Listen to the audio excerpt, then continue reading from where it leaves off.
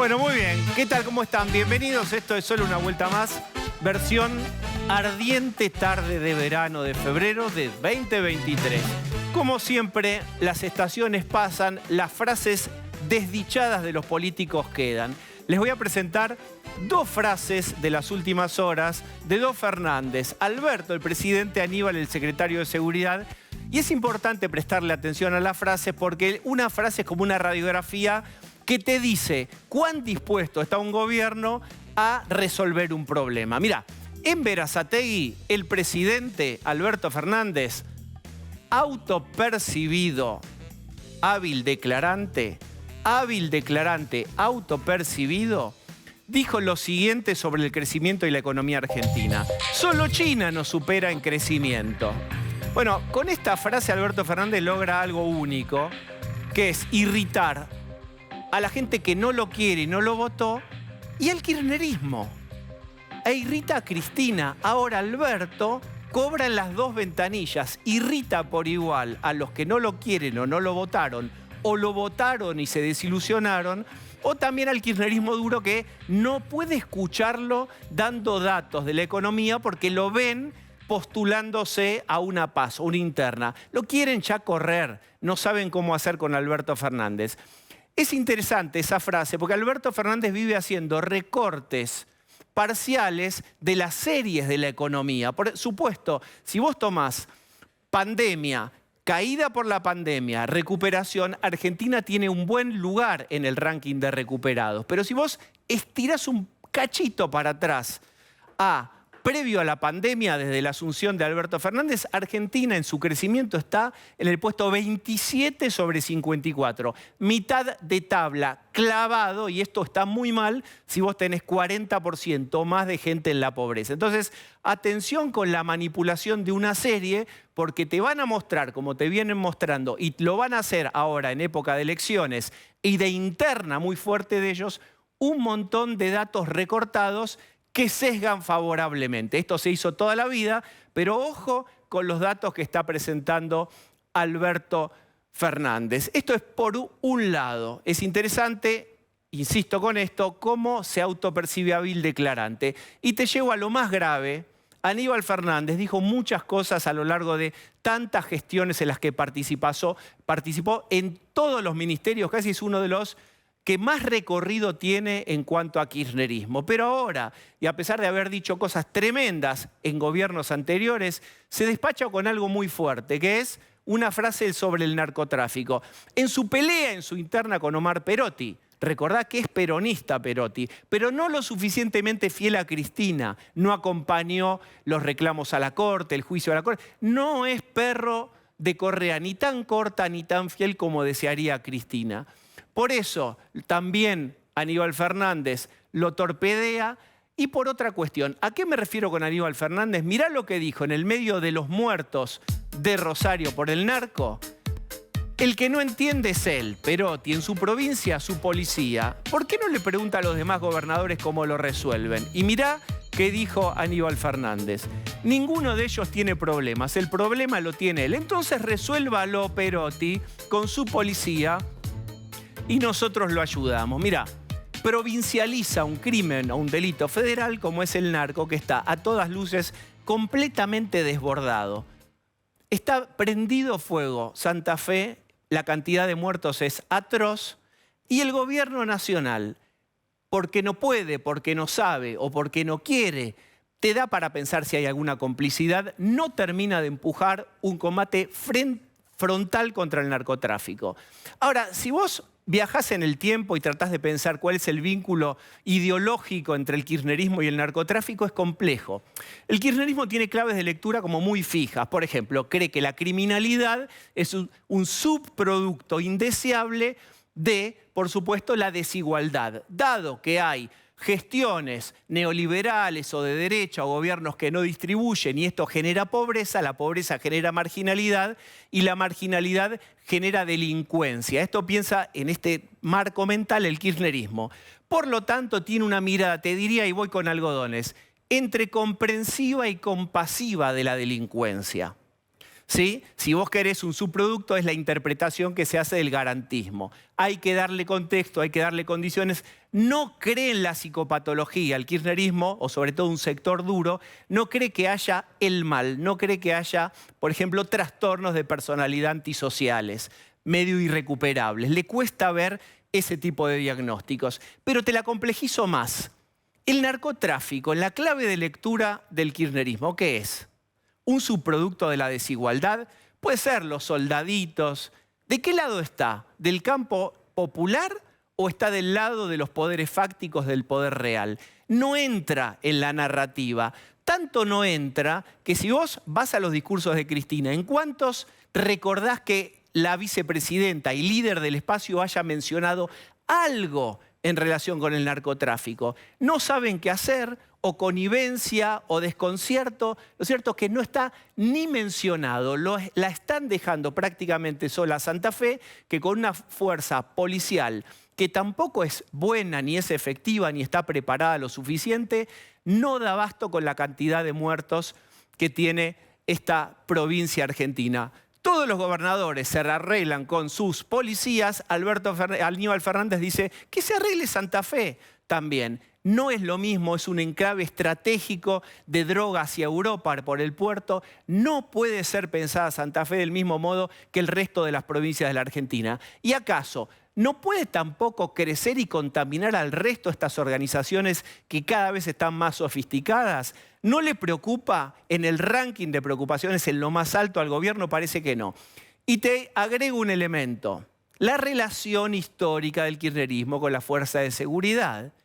Siempre histórica y atávicamente por la relación del golpe de Estado del 76, por los militares, las desapariciones, siempre quedó un reflejo de desconfianza por el cual no te lo van a decir en estos términos, pero mejor no empoderar demasiado a las fuerzas de seguridad, porque se pueden dar vuelta y morder al amo.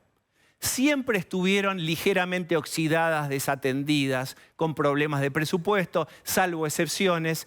Desconfía el kirchnerismo intrínsecamente de empoderar fuerte y darle combate al narcotráfico porque va a necesitar de otro modo a las fuerzas de seguridad. Voy cerrando con esta cuestión que es grave. Vos sabés que la cantidad de delitos que hay en Rosario y en Santa Fe se originan, dicen, el 95% en los teléfonos celulares de las prisiones federales de Marcos Paz y Ezeiza, donde están los capos narcos. Y remato con esto. ¿Vos sabés por qué es tan laxo ahí el uso de los teléfonos y ellos, los capos narcos, hacen teletrabajo y eso opera como un call center? Porque el Departamento de Investigación Criminal, que incluía escuchas y pinchar los teléfonos para ver la operatividad de los narcos, fue disuelta por este gobierno. ¿Por qué fue disuelta, vos me dirás?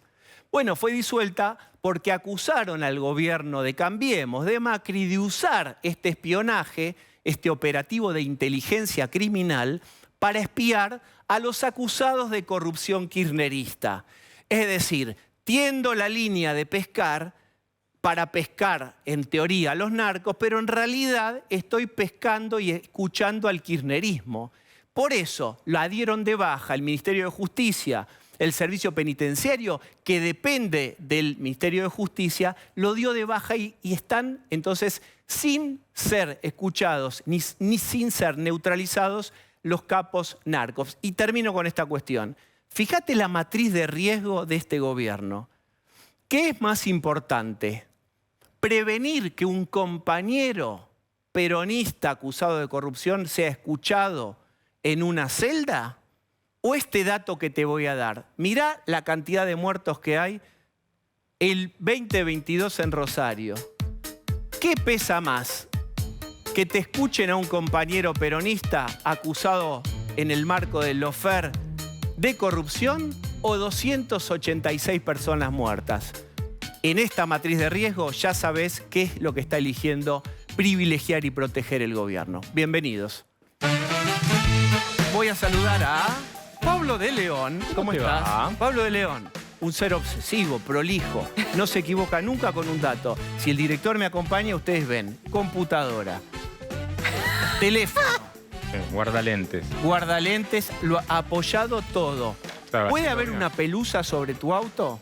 Sobre mi auto sí. Galletitas de mi hija, fundamentalmente. Bien, eso es Pero la culpa es del otro, Bien. del aire. No, no. la elegancia de Adrián Ventura. ¿Cómo Hola, estás? buenas tardes. ¿Qué tal? ¿Cómo te va? Bueno, muy bien. Y está Lucía Salinas. ¿Qué tal? Buenas noches. En los 80, verde agua. ¿Cómo se dice hoy eso? No sé, supongo que verde agua también. Bien, ¿se sigue diciendo así? Supongo Para que mí sí. les dan como cambios de nombres para inventar o reinventar. Bueno, nuevas modas. Bueno, muy bien. Quiero referirme a un tema.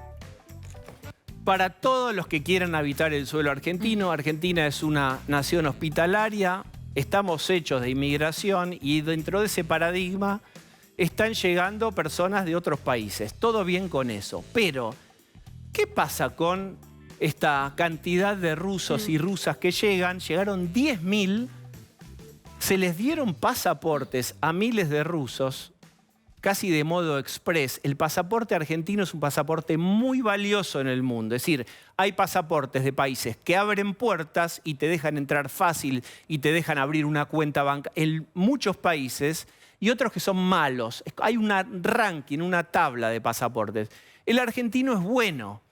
Entonces vienen a buscar este pasaporte los rusos que están bloqueados, por supuesto, después de la guerra y que tienen las puertas cerradas en una enorme cantidad de países, vienen acá por una cuestión sanitaria, si vos querés, humanitaria, pero también estratégicamente por los pasaportes. ¿Está bien que Argentina haya recibido 10.000, les haya dado los pasaportes y se hayan ido 7.000 con el pasaporte argentino sin saber bien qué van a hacer con eso?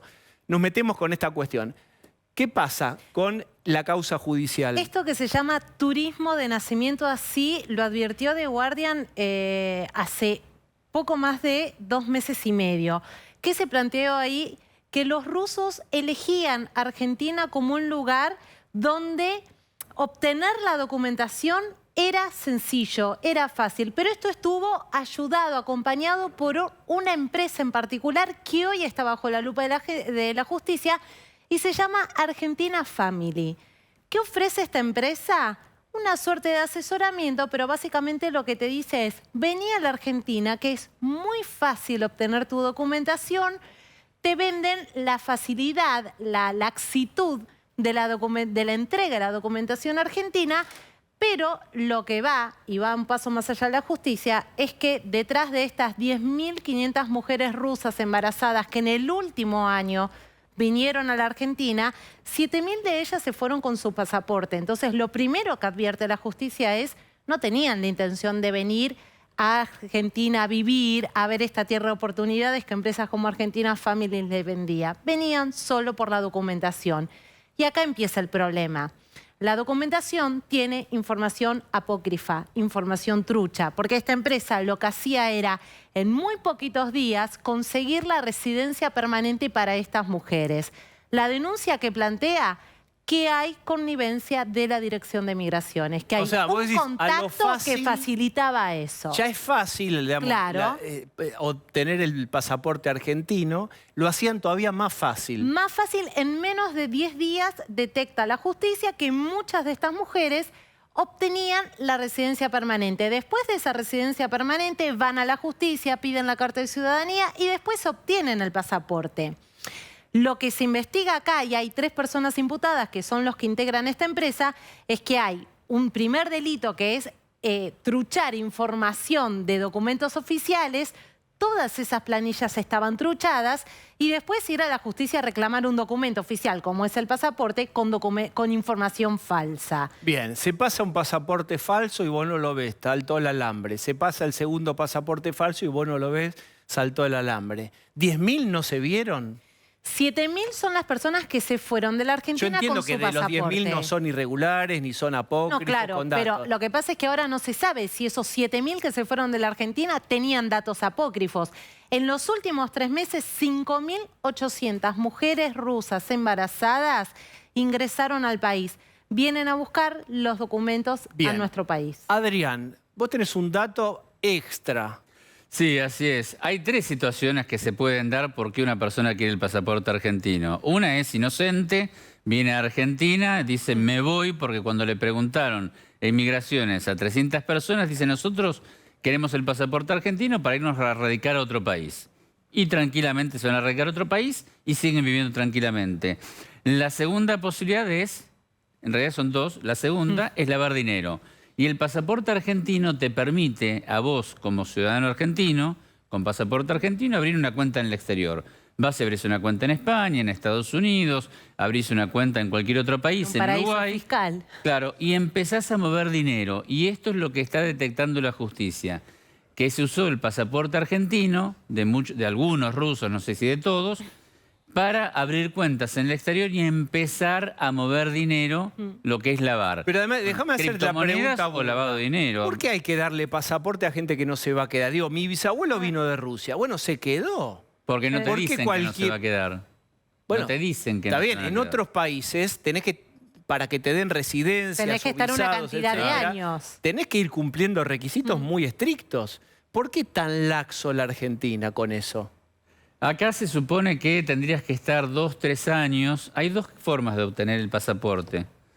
Lo haces en migraciones, como cuenta Lucía, o vas directamente a la justicia. Si vos vas a la justicia, tenés un hijo argentino y vas a la justicia es la que va a migraciones. Evidentemente, para esquivar, en algunos casos fueron la justicia a migraciones, y el otro es el fast track, esta vía rápida de ir y conseguirlo. Tiene que haber, algún empleado infiel tiene que haber en migraciones. Pero sin ¿vos duda. creés que Es- pasaron el 10.000? A ver, el pasaporte argentino tiene la facilidad que vos hoy tenés 173 países que entrás fácilmente, Claro. sin problema, y con la visa no demorás mucho. Entonces, obviamente, como decías vos antes, Rusia, en su situación de guerra, tiene esto absolutamente bloqueado. Migraciones hizo un operativo en varias de las direcciones que dieron esas personas que vinieron de Rusia. No encontraron a casi nadie, solo a 3 encontraron en el lugar. Claro. Está claro que pusieron el ojo y esta gente no está viviendo ahí, sino que se está yendo. Y pongamos el eje en el tema de las embarazadas, con esto que recién decía Adrián. Claramente van a ser un chico o una chica acá, va a tener un documento argentino y esto Sí. va a acelerar todo el proceso de que vos tengas documentación argentina. Hay un dato importante con lo que menciona Pablo, que la justicia allana un par de domicilios, sobre todo los de esta empresa, el día viernes, pero lo primero que ellos detectan es que en estos formularios donde vos tenés que consignar un domicilio para que la policía vaya a constatar que vos estás ahí y así se inicia el trámite de residencia, no estaban las personas. Ese es el primer dato trucho que se carga en Estamos hablando de si en los Argentina, formularios. sí, con el paraguas de solidario y hospitalario, no se transforma en una especie de colador útil a otros intereses. Con un negocio detrás, porque esta empresa le cobraba a cada rusa $35.000 por brindarle este servicio de asesoramiento. Titular de Migraciones. También luce o dice estar preocupada por esta cuestión. Miren, tweets. Vamos a ver lo que dice Florencia Cariñano. Argentina tiene historia y legislación que abrazan a los migrantes que eligen vivir en el país en busca de un futuro mejor. Esto no avala que organizaciones mafiosas lucren ofreciendo con artilugios obtener nuestro pasaporte a personas que no quieren residir en nuestro país. Hay más de Florencia Cariñano. Tenemos...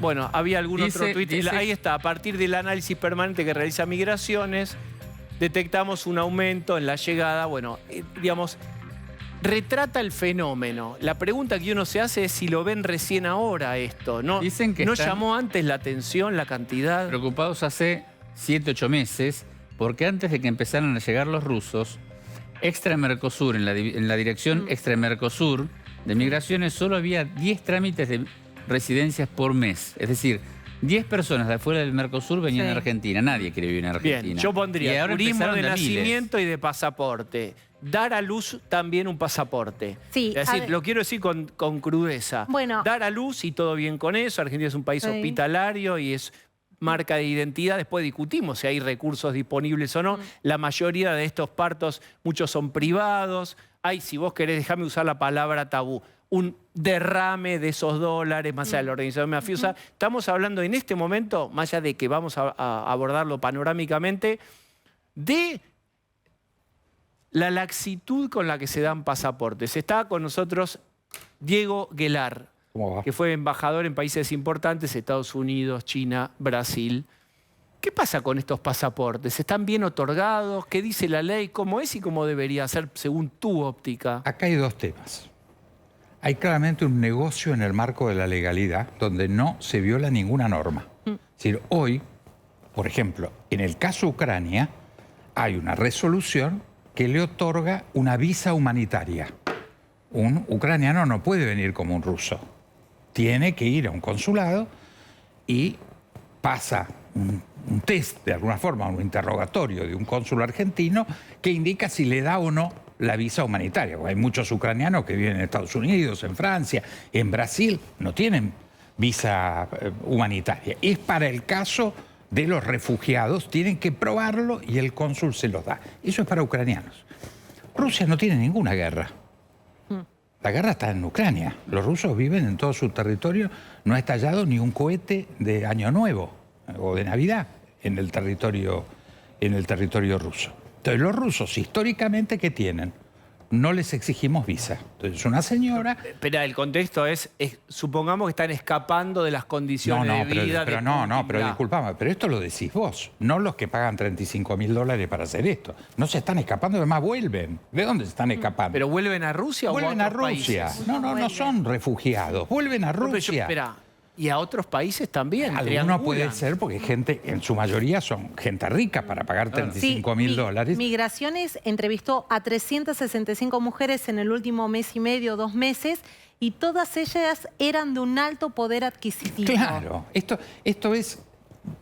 Disculpame si me dejas terminar. Por supuesto. Esto básicamente es un negocio legal, o sea, las traen a estas señoras ricas en general, o en su mayoría o en su totalidad, las traen en la semana 33, la IATA, la Organización de Aeronavegación Mundial, recomienda a las compañías que no embarquen a las señoras que estén con más de 36 meses, que es durante el último mes, 36 semanas, es el 8º mes cumplido. Entonces, la indicación de la IATA es esto. Cada compañía decide lo que quiere, pero tiene esta indicación que indica la responsabilidad de cualquier cosa que pase. Vienen en la semana 33, es legal, entran como turistas, no tienen nada para explicar. La organización que las trae las coloca en una clínica, tienen su hijo e inmediatamente, efectivamente, para el que les vende este servicio, dice, qué maravilloso estos abogados, porque inmediatamente, como en cualquier argentino, tienen que salir de la clínica con el DNI. Como además vuelven a su país, no pueden salir sin pasaporte. De los pasaportes que estamos hablando es de los chicos, no de los adultos. Los adultos no se llevan ningún pasaporte. Entran y salen con el pasaporte ruso. Seguramente, esto no lo sé, pero me imagino que en este costo de $35.000 está la promesa de que en los próximos 6 meses ellos van a peticionar el pasaporte y como son padres de un... Eso no existe en la ley. No existe la condición privilegiada de por ser padre de un argentino ser argentino. Hay que tener residencia acreditada por 2 años, más otra serie de requerimientos, buenas conductas, tener legalidad en su comportamiento para tener la nacionalidad. Es decir, cuando la titular de Migraciones hizo alguna declaración. Está hasta acá. ¿Qué quiere decir está hasta acá? Que es totalmente comprometida en esto. ¿Cómo se va a hacer la tonta? Esto ha pasado en el último año. Pero ubica el problema, porque si vos decís que el pasaporte... Yo lo que escuché es la preocupación porque se deteriore la calidad del pasaporte argentino. Acá hay una gran operación frente al hecho que lo produce una operación. ¿Se acuerdan de Antonini Wilson? Sí. Que venía lo más tranquilo con sus $800.000 y la señora, no me acuerdo cómo se llamaba, lo paró y dijo, a ver, abra la valija y estalló Del PUC. Del PUC. María Luján del PUC. Estalló el tema. Algún empleado de guardia en ese momento decidió hacer una cosa que no debía, que era detenerla, porque las 3 rusas que estaban entrando, señoras, pasajeras, hermanas rusas, no estaban violando ninguna norma. Entraban como turistas y no tenían problema por su condición de embarazo. Era una embarazada turista. No está prohibido el turismo de las embarazadas. Él rompe la lógica de decirle adelante y bienvenida y las demora. Ahí se produce el escándalo que ahora esta señora de Migraciones... Pero No. tratá de ubicar el problema, porque yo estoy viendo una cosa y vos ves el problema en otro lado. ¿Dónde vos ves el problema? No, en no, esto? el problema ¿dónde está? Que durante el último año, como mínimo, porque no tengo información previa, aproximadamente 1000 embarazadas en su semana 33 entraban por Ezeiza, no en distintos lugares, por Ezeiza, en un operativo que claramente era un operativo comercial. ¿Violatorio de alguna norma? No. Yo creo que hay una estafa al usuario. O sea, creo que esta organización estaba seguramente prometiendo algo que no puede cumplir. No tiene nada que ver. Hay pasaportes. Cada una de estas parejas o señoras que vuelven a Rusia se llevan un DNI y un pasaporte de su hijo o hija. Sí, Eso pero es así. con un formulario que tiene información apócrifa y cuando la semana pasada estalla este caso porque se retiene un grupo de mujeres embarazadas, Migraciones lo hace porque detecta que en el último tiempo entre 30 y 50 mujeres rusas embarazadas estaban ingresando a nuestro país. Claro. Le llama la atención el número y es una investigación que lleva al menos 4 meses en la división especializada que termina radicando en la justicia la denuncia y el foco de la justicia son pasaportes que se entregan en base a datos falsos. Está bien, Entonces, pero hay una cuestión que me permito disentir, que es Migraciones no da pasaportes, lo da la justicia a los pasaportes. Entonces, Migraciones te da la residencia. Entonces, si hay que mirar el problema, hay que mirarlo con un gran angular. Exacto. Porque No, claramente, pero- perdón, si la justicia es la que da los pasaportes. Y acá hay un tema en que la justicia está dando estos pasaportes y hay que ver por qué. Entonces digo, hay que poner un gran angular y ver todas las cosas que, si hay una organización mafiosa, obviamente, está tocando en un montón de lugares. ¿Me Sí, permiten? no, Ya pero- vuelvo a Diego Aguilar en instantes. Está Jason May, que estudió el tema, lo investigó, hizo un informe. Hola Jason, ¿cómo estás?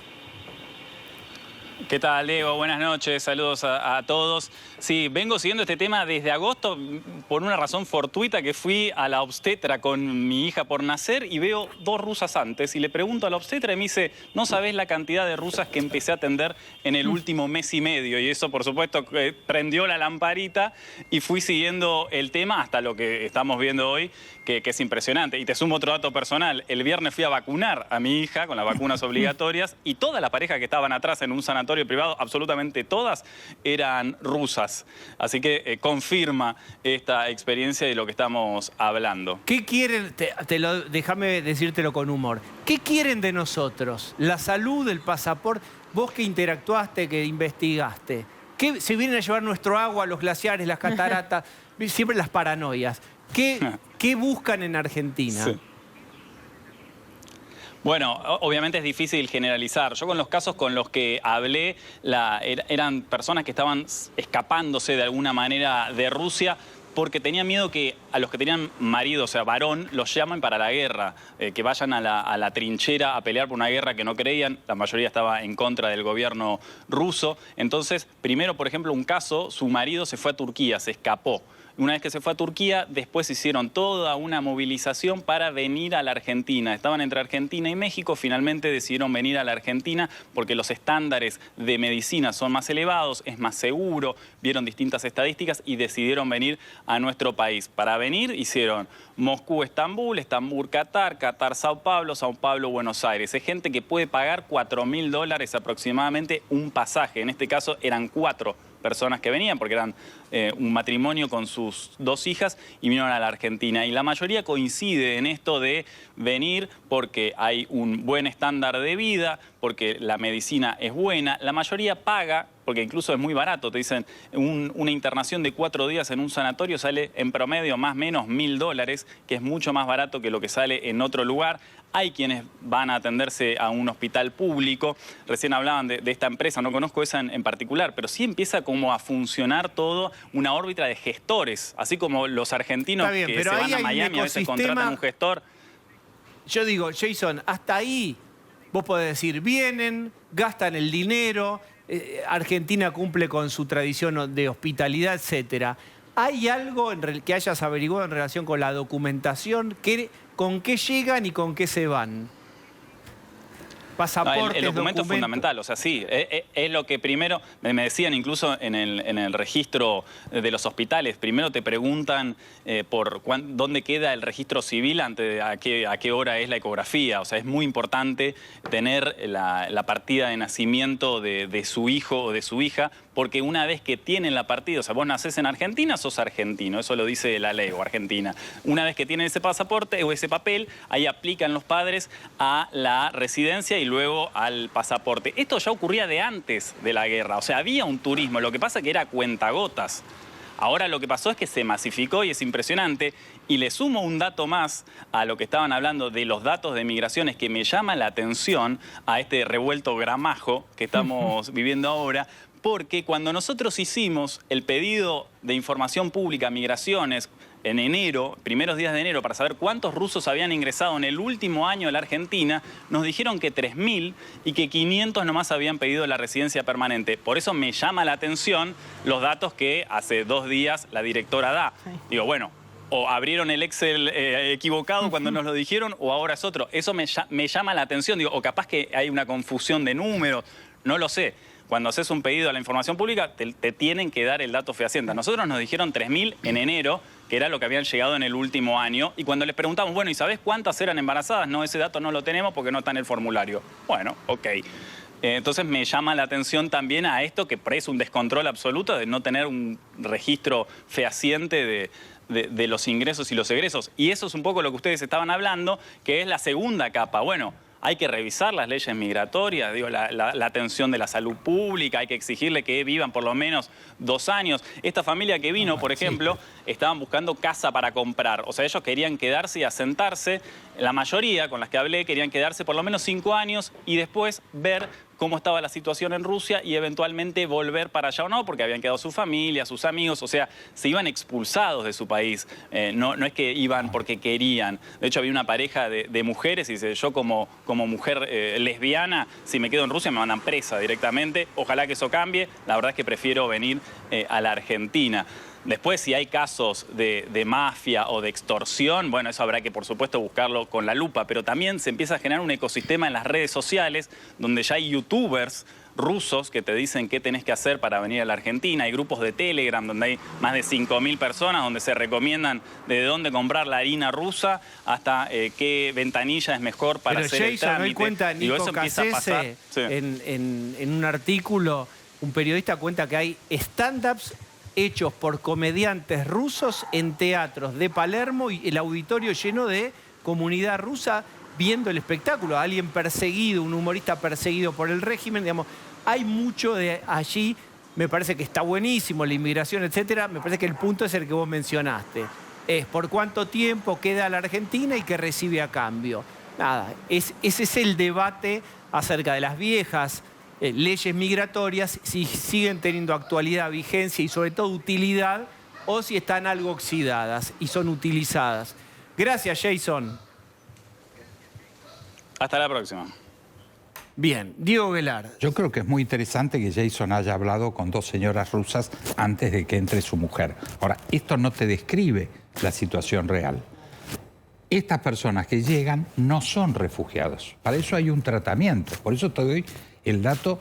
Pero él no dijo que fueran refugiados. No, bueno, pero la historia de la persecución, no existe eso. El que entra como un ruso rico, que tiene recursos y que está en esta operatoria especial. Después hay rusos como de todas las nacionalidades que entran por Ezeiza. La lupa está sobre nosotros, no sobre los rusos, que obviamente con todo derecho y bienvenido. No está ahí el punto. Está bien, pero esto es, ¿qué se llevan? Yo te puedo asegurar que ninguno se lleva un pasaporte argentino de los adultos. Los adultos no salen con pasaporte. Lucía, que tenían algunos acusados de espionaje, etcétera. No, pero esto agrega, si fuese así, esto ya, la verdad, es la cabeza del ministro del Interior, de la directora de Migraciones, de todo, porque es realmente... Porque la ley de la ciudadanía se los permite. Claro, la ley de ciudadanía te permite que si vos tenés un hijo argentino, vayas, y no es necesario los 2 años. Vos tenés un hijo en Argentina, que te da otra nacionalidad. Vas a la justicia y cuando la justicia te lo puede dar en menos de 2 años. Por eso digo que el problema es más amplio y hay que poner un gran angular. Bien, y vamos cerrando. El mismo estudio jurídico que tramitaba la inmigración para los chinos, ahora es el que está tramitando para los rusos. Claro. Bien. Por eso Los estamos socios detrás de lo que estratégicos. yo digo es que hay un negocio y Bien, punto. llegaron las inversiones. No, creo que es un negocio tolerado, amparado, No, ve- por vea. supuesto, por las autoridades. Bien. Diego Velar, muchísimas gracias por haber venido. A ver, me parece que es el momento de decir algo. Resistiré, erguido frente a todo. Me volveré de hierro para endurecer la fiesta. ¿Cómo está, Muy Dieguito? bien, muy bien. ¡Pucha! Pero no Vale la sabés pena. cuán representado me siento por este himno. Como le digo siempre a mi querida Fabiola, no temas porque yo soy como el junco que se dobla, pero siempre sigo en pie. Aunque tenga el agua hasta acá arriba, es verdad. Sí, un abrazo a Ginés, que cuida mi salud y siempre me manda lo que necesito vía receta digital, ¿eh?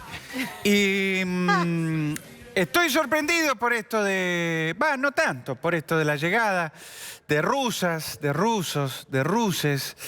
Y esto tiene que ver con el crecimiento, que somos el segundo país después de China que estamos creciendo tanto. No, y porque usted dijo Y- que éramos la puerta de entrada. Usted al final Bueno, cumplió, ¿ve? Usted le ¿Vos dijo sabés a que yo a Putin le prometí Dijo el amor eso. y él prefirió la guerra. Ah, es verdad. Él prefirió la guerra. Pero a esos ciudadanos que apuesten por el amor, amor, amor, amor, musical amor. que está hoy. Sepan que la Argentina, sí, estoy muy... Agarró la musiquero. guitarrita hoy, ¿eh? El domingo. Estuve hasta las 4 o 5 de la madrugada con Santa Olalla y por Claro. eso se me Nos pegó daba la impresión, la y lo música. mencionábamos con Pero- Pablo de León, que hay como... Sí. Estamos en un cambio de ánimo muy visible en el ¿Me presidente. ve más que flaco? ¿Me ve más Sí, flaco? se ve Mirá, más estoy Estuvo flaco. sumergido como en una depre largos meses y donde parecía Sí. que el barco que se lo torpedeaban se iba a hundir, salió Culfa, salió Guzmán, parecía que usted no llegaba a la orilla y algo pasó, tuvieron que recurrir a Massa, está todo puesto el fardo sobre si Massa baja la inflación y usted Y está Massa se está desafiando- quemando a lo bonzo, se Bueno, está quemando a pues, lo bonzo. Y usted está como pero- más relajado, más, ¿no? Con El mejor- que siempre sigue, ¿eh? Y por más que Cristina y sus minions, como el inútil de Guado o el patotero del Cuervo al Arroz que me quieran derribar, no lo pueden lograr, porque soy la prueba viviente de que los camporistas hablan mucho y pueden poco. Chiva Escúcheme, Calencho. ¿qué va a pasar el 1 de marzo? Asamblea Legislativa, como todos los años. 1 de marzo, usted llega al Congreso y ¿quién lo recibe? La vicepresidenta de la Nación. ¿Qué va a pasar ahí? ¿Le va a dar la mano? ¿Le va a cortar la carita como le cortó a Macri el día de los atributos? No lo sé, no estoy en la mente ni en la cabeza de Cristina. Eso pregúntaselo a Cristina. Si sos tan valiente...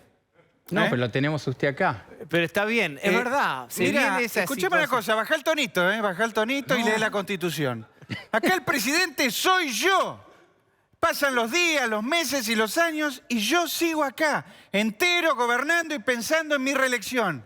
¿Y qué? Bueno, ahí está. Bueno, ¿Quién el te presi- dice? Que el presidente termine el mandato está muy bien. Ahora que tenga reelección, es bravo, ¿no? Ah, ¿qué tenés la bola de cristal vos? No, porque Soy el único la lógica- candidato, y te lo digo así, Ventura, el único candidato que garantiza la unidad.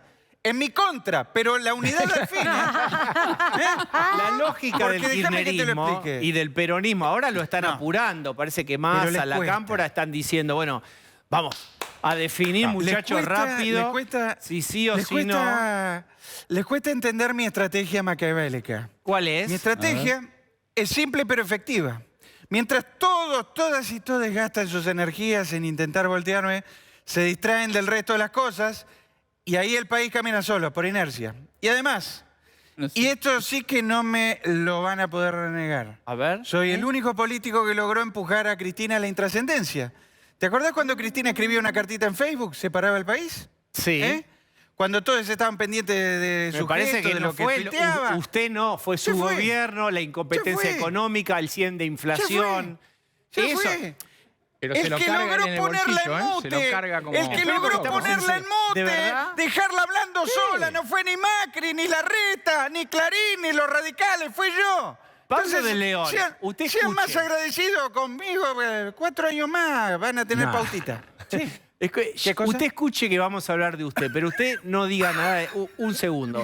Pablo de León, Tome un poquito de pomelo. ¿Es real que él se poquito de autopercibe pomelo. como el que está el diluyente de Cristina, Fabiola. ¿de verdad? Exactamente. Nadie Dicen, me responde acá. dicen, tanto que me hablaban que escribía una cartita, ponía una cuestión en Facebook, un tweet, que lo haga ahora. Yo logré que esto se diluyera y hoy voy para adelante una actividad política por día y Cristina muda. ¿Usted cree eso de Así es. verdad? Mi lema de campaña va a ser este. Si usted quiere irritar verdaderamente a Cristina, yo soy el hombre indicado. Un poco largo. O sea, juega para la oposición. Un poco Muy largo. bien. Sí, Bueno, por eso. bueno, Por no- eso. Y fíjense que lo que nos marca el camino es el triunfo radical en La Pampa. Es verdad. Ese es el camino. Ahí está. Yo creo que ahora se cumplen 4 años de democracia y tenemos que volver hacia esas bases. Porque hace 10 años, 2013, ¿te acordás que ganaba Massa? Y Cristina despedía el año con saqueos y un quilombo tremendo. Hace 20 ganaba Néstor. Hace 30 era el Pacto de Olivos. Y hace 40 Raúl Alfonsín nos prometía un sueño. Nos llamaba a todos y a todas y a todas a constituir la Unión Nacional, afianzar la justicia, consolidar la paz interior, proveer a la defensa común, promover el bienestar general y asegurar los beneficios de la libertad. Pero escúchame, Para ¿qué se va a nosotros, subir al para las radicalismo? rusas y para nuestra posteridad. Ahí Los está. dientes se me traban. Bueno, muy bien. Te dejo que me salió un viaje. ¿eh? Va, me salió un viaje largo. Bueno, gracias. Eso, permítame, acompáñeme, voy a ir a charlar con un gran economista. Y atención en el dato que ya está adelantando Pablo de León. Para los amantes de la gestualidad, ¿cómo va a ser ese encuentro entre... Hola, Rodolfo Santangelo.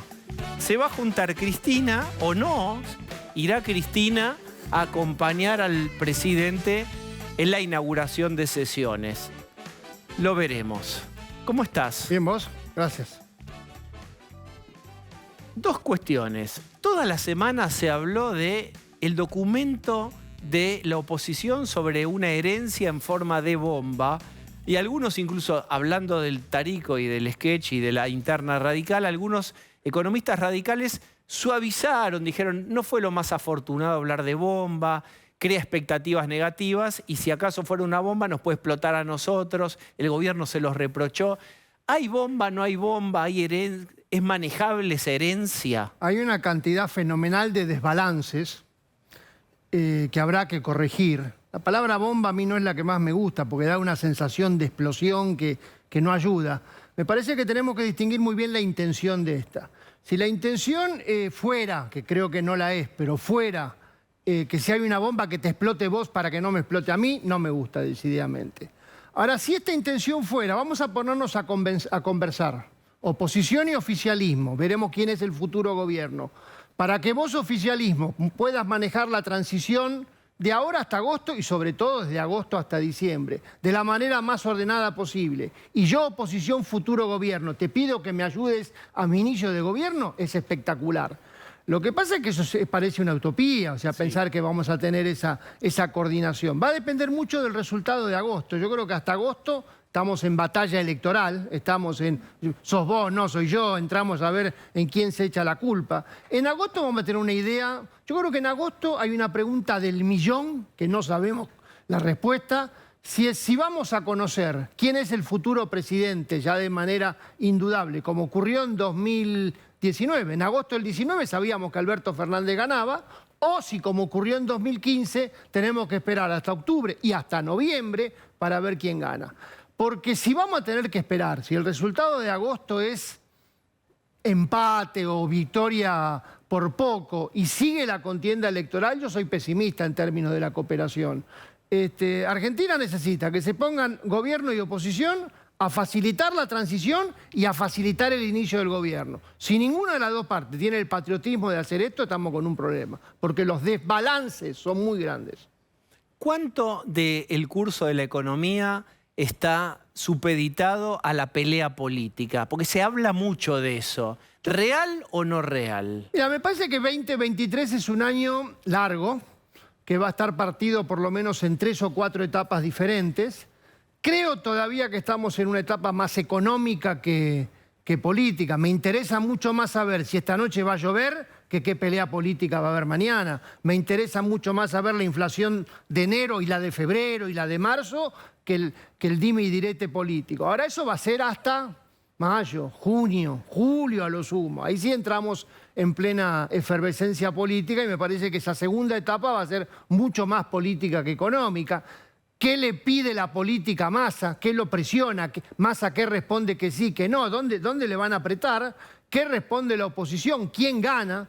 Entonces tenemos una etapa política que me parece que va a ser mucho más fuerte hacia mediados de año. Y después nos queda octubre, noviembre y el 10 de diciembre. Dos frases para verdad o mentira vos decís. Alberto Fernández, después de China fuimos la economía que más creció.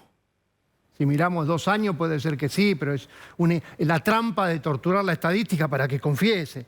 Yo diría, si agarramos un periodo largo, que desde cuando inició, Argentina es una economía estancada. Todo lo que caímos en la pandemia lo recuperamos en los últimos... Pero si estirás la serie un poquito... Bien. Si estirás la serie, eso le vale al gobierno anterior y al anterior.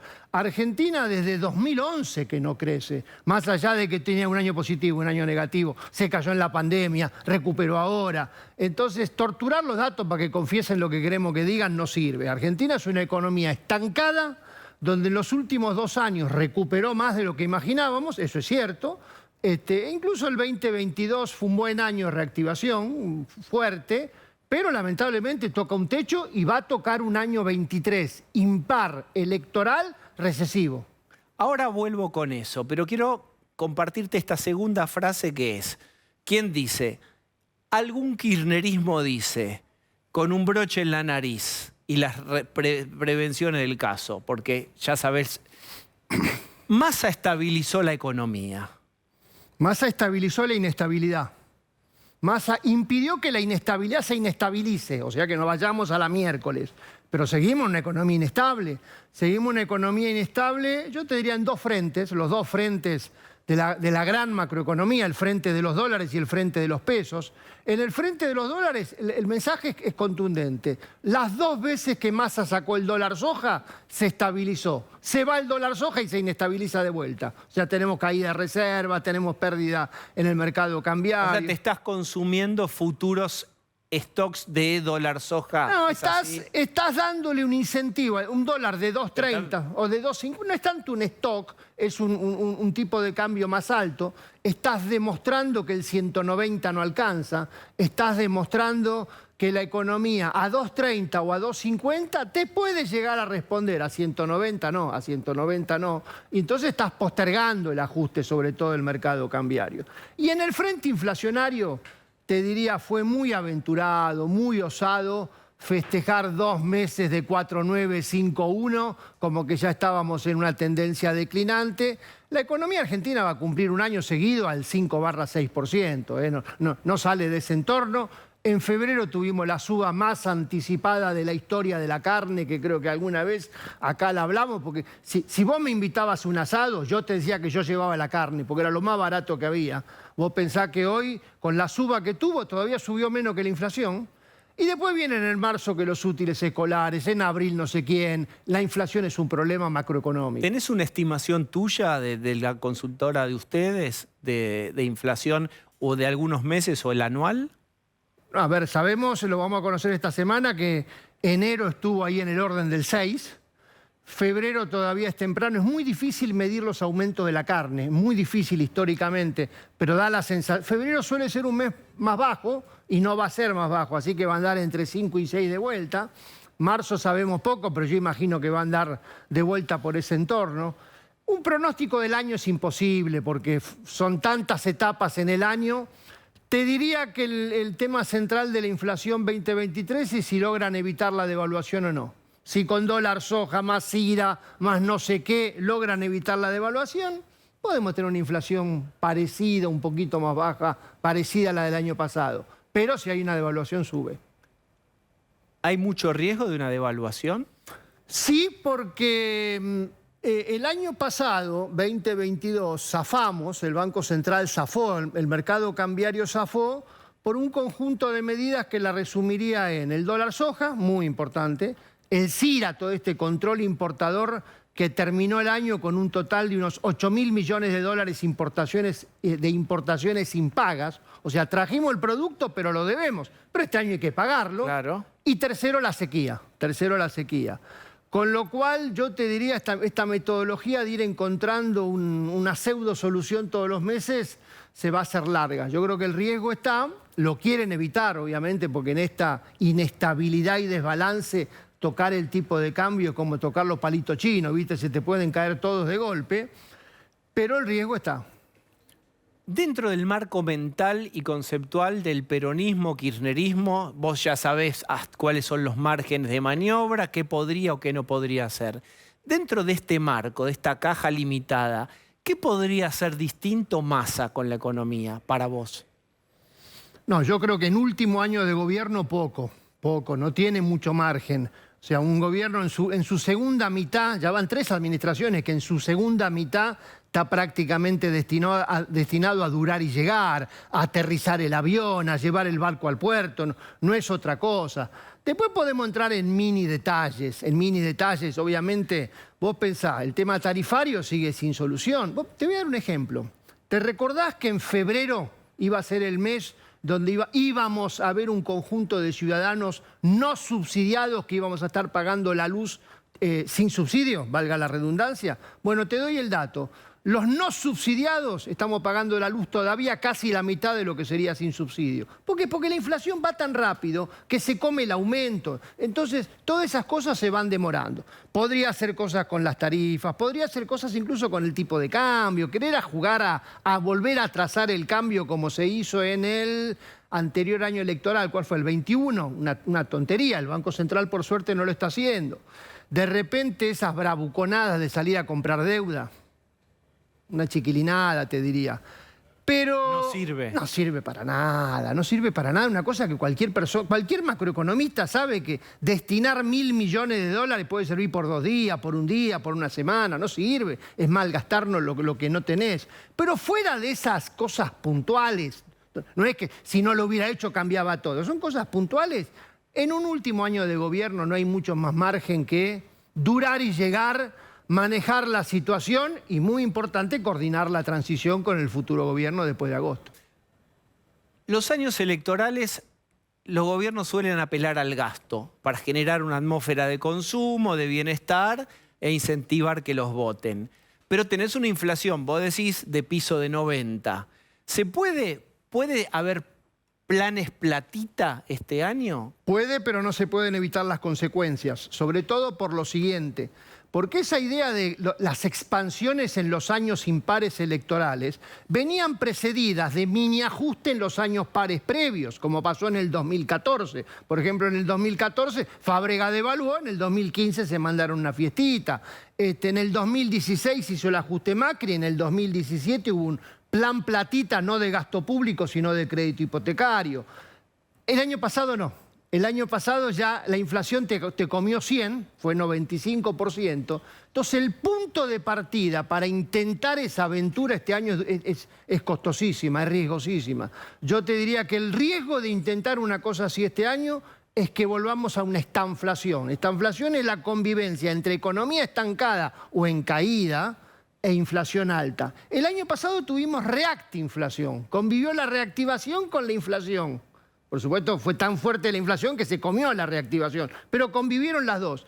Un plan platito, un plan de gasto, un plan de intentar ganar la elección por la economía es riesgosísimo en este año impar. Pero ¿ese boomerang vuelve y le pega en la nuca a este mismo gobierno o le pega, si acaso ganara otro gobierno, al próximo? Entonces se puede lanzar igual, total, a mí no me toca. No lo sé, no lo sabe nadie. Vamos a entrar en cuánto, cómo, dónde, qué está destinado a ganar la elección de la nación o solamente la de la provincia de Buenos Aires. Si lo lanzo en julio y agosto, por ahí no alcanza. No lo sé ni lo sabe nadie. Yo te diría, lo que sí es un riesgo es que la economía argentina está tan sensible que cosas que en el resto del mundo podrían tardar 1 año, 6 meses en pasarnos la factura, que sea más rápido. ¿Le puede salir todo por la culata? ¿Cuál? La inflación, el mercado de cambio, la brecha, la pérdida de reservas. O sea, cualquiera de esas cosas la podés tener más rápido de lo que en otra economía más estable produce. Podés tener un... Ahora vos me decís, la inflación es alta en octubre después de la elección y no les interesa, puede ser. Devalúan después de octubre, no lo sé. La brecha, las reservas, son todas cosas que... Porque esta transición política, del punto de vista económico, es muy larga. Es muy larga. La elección de agosto, la primera vuelta en octubre, noviembre la segunda y el cambio de gobierno en diciembre, para este enfermo es muy largo.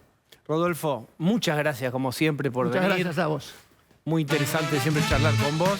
Vuelvo, largo, es decir, febrero, calor, sí, pero es un año político de elecciones y hay una interna de Juntos por el Cambio que se llevó a cabo hoy en La Pampa. Exactamente. Hay resultados ya, Pablo. Arrancó la fecha electoral, primer turno, La Pampa, con las PASO, las primarias que no son obligatorias allí. La pelea fundamental estaba entre el candidato del PRO, Martín Maquieira, que recibió el apoyo de Mauricio Macri, que viajó el sábado pasado. También tenía el apoyo de Larreta y de Burrich, de todo el PRO. Y la UCR, que ganó con Verón Garay, el hijo del histórico gobernador de La Pampa, ganó, con lo cual en el primer turno la UCR, en una provincia con mucha presencia radical, le ganó al candidato del PRO. Javier Lozano es nuestro enviado a Santa Rosa, La Pampa. Javier, te escuchamos. ¿Cómo va? Hola Diego, Pablo, buenas noches. Bueno, se festeja aquí en el Comité de Provincia de la Unión Cívica Radical en Santa Rosa. Hace minutos llegó el diputado nacional Martín Verón Garay, que ganó de acuerdo a los datos no oficiales, porque se van a conocer en un ratito, a partir de las 21 nos dijo la justicia electoral, pero ya la tendencia es definitiva por 14.262 votos contra 10.905 del candidato del PRO de Martín Maquieira, es decir, el 70% de los votos escrutados. Aquí estamos junto a Martín Verón Garay. Estuvimos en toda la jornada hoy charlando. Bueno, la alegría de Martín Verón Garay, también Martín Lutó, que acaba de llegar. Bueno, decime las primeras sensaciones de esta elección, que bueno, sacaron una diferencia ya irreversible, ¿no? Bueno, habíamos hablado hoy a la mañana, te había dicho que teníamos expectativas muy altas porque el recibimiento de la gente en todo este proceso había sido fantástico y que confiábamos en un buen resultado, no solo acá en Santa Rosa, sino en toda la geografía de la provincia, como finalmente terminó ocurriendo. Bueno, eso es producto de que venimos haciendo las cosas bien, de una manera seria, con resultados para los pampeanos lo ven, lo reconocen en todos lados. Y bueno, esta es una situación que nos genera muchas sensaciones. Por cara a lo que viene el 14 de mayo, cuando sea la elección general, ¿cómo se le gana al peronismo? Un bastión que viene ganando elecciones de la recuperación democrática. Bueno, hay que seguir trabajando, seguir difundiendo las cosas que hemos hecho, los resultados que ya hemos conseguido para la provincia de La Pampa. Te vuelvo a decir, más allá de la satisfacción que esto nos genera, también sentimos una tremenda obligación y una enorme responsabilidad de cara a que sabemos que mucha gente la está pasando mal, que está sufriendo, y bueno, y que tenemos que trabajar muy duro, muy firme para corregir todas las cuestiones que hay que corregir. ¿Qué representa, Martín, este apoyo de evolución al candidato Martín Verón Garay? Bueno, primero, Martín es el primer candidato a gobernador consagrado de la Argentina y de nuestro espacio, ¿no? A través de unas primarias abiertas. Entonces eso es sumamente importante. En segundo lugar, me parece que muestra una vuelta a las fuentes. ¿Qué quiere decir a las fuentes? Ustedes lo ven, Martín es un candidato mesurado, trabajador, riguroso en el trabajo que hace, con un conocimiento muy profundo de su provincia y con una ejemplaridad y una honestidad. Me parece que si nos empezamos a alejar de ciertas cosas y prácticas y se consagra en la Argentina este modo de hacer política, la verdad que tenemos otro futuro. Creo que Martín representa eso. Gracias a los dos. Gracias a vos. Festeja entonces en el Comité de la Unión Cívica Radical. No se descarta que en un rato venga Martín Maquieira, que es el candidato del PRO, que perdió la elección. Pero bueno, de cara a lo que se viene en la elección del 14 de mayo, enfrentar al peronismo, como dije recién, un bastión que viene gobernando la provincia desde la recuperación democrática. Javier, muchísimas gracias. Fíjense ustedes, estamos en el medio de febrero, calor, pero recuerden esa imagen, esas primeras imágenes de festejos en búnkers de partidos políticos, porque esa va a ser una de las imágenes que nos va a acompañar durante todo el año. Es un año fundamental para la Argentina y va a haber un montón de provincias que adelantan su elección y la despegan de la nacional. Vamos a hablar ahora con justamente el presidente del radicalismo, Gerardo Morales, que allí nos está escuchando. Gerardo Morales, ¿cómo está? ¿Qué tal? ¿Cómo le va? Buenas noches. por supuesto, le pedimos una primera reflexión sobre esta victoria en la interna de Juntos por el Cambio del radicalismo en La Pampa. Bueno, muy contento. Estuvimos para el cierre con Martín Lustó y otros dirigentes del partido el día jueves. La verdad que esto ratifica la potencia del radicalismo en el territorio. El radicalismo es un partido federal que además tiene muy buenos emergentes, muy buenos candidatos. Este triunfo tiene que ver con la unidad del radicalismo. Daniel Kroneberger junto a Martín Maqueira ganamos la elección en 2021. Daniel Kroneberger fue el dirigente más votado en aquella elección. Obviamente que cada elección es diferente. Ahora vamos a luchar para conducir los destinos de La Pampa. Por eso es muy importante que a partir de este resultado, donde ha habido un triunfo del radicalismo frente a la propuesta que ha hecho el PRO, estemos más unidos que nunca, trabajemos en función de un programa de gobierno que yo he visto que tienen ya en La Pampa. Hemos hablado bastante con Martín Berongaray, con Daniel Kroneberger, que es el senador nacional, con Martín Maqueira también, para que todos unidos trabajemos en esto, que con esto arranca el cronograma electoral de las elecciones provinciales en el país, así que imagínense, estamos muy contentos por Juntos por el Cambio, pero muy contentos, y más contentos todavía por el resultado del radicalismo. Bueno, ¿no? a ver, esperen, tenemos gente que saca número para preguntarle a Gerardo Morales. Pablo de León, vamos. Bueno, a ver, no se agrande tanto, es la primera elección. La Pampa es una provincia con mucha ascendencia radical. Falta mucho. Falta mucho. Algunos dicen que el PRO tiene más peso a nivel nacional. ¿Usted hoy sigue sosteniendo o cree que van a terminar habiendo fórmulas mixtas? Por ejemplo, tiro una idea al azar. Larreta, Morales, Morales, Larreta, como una fórmula presidencial y vicepresidencial? Mire, es posible. Primero decirle que nada está cerrado, que nadie mire guau acá. Está la elección abierta y va a haber que trabajar mucho. Cierran las presentaciones de listas de candidatos el 24 de junio, para lo que falta mucho tiempo. Como digo, el radicalismo va a aportar mejoras Juntos por el Cambio, con una gran potencia territorial. Creo que las fórmulas cruzadas van a poder garantizar un gobierno de coalición de verdad, que es lo que necesitamos, que es lo que no tuvimos desde 2015 a 2019, y eso sostenido en un programa de gobierno. Yo estoy muy satisfecho de la tarea que vienen haciendo nuestras fundaciones, del clima que hay dentro de Juntos por el Cambio.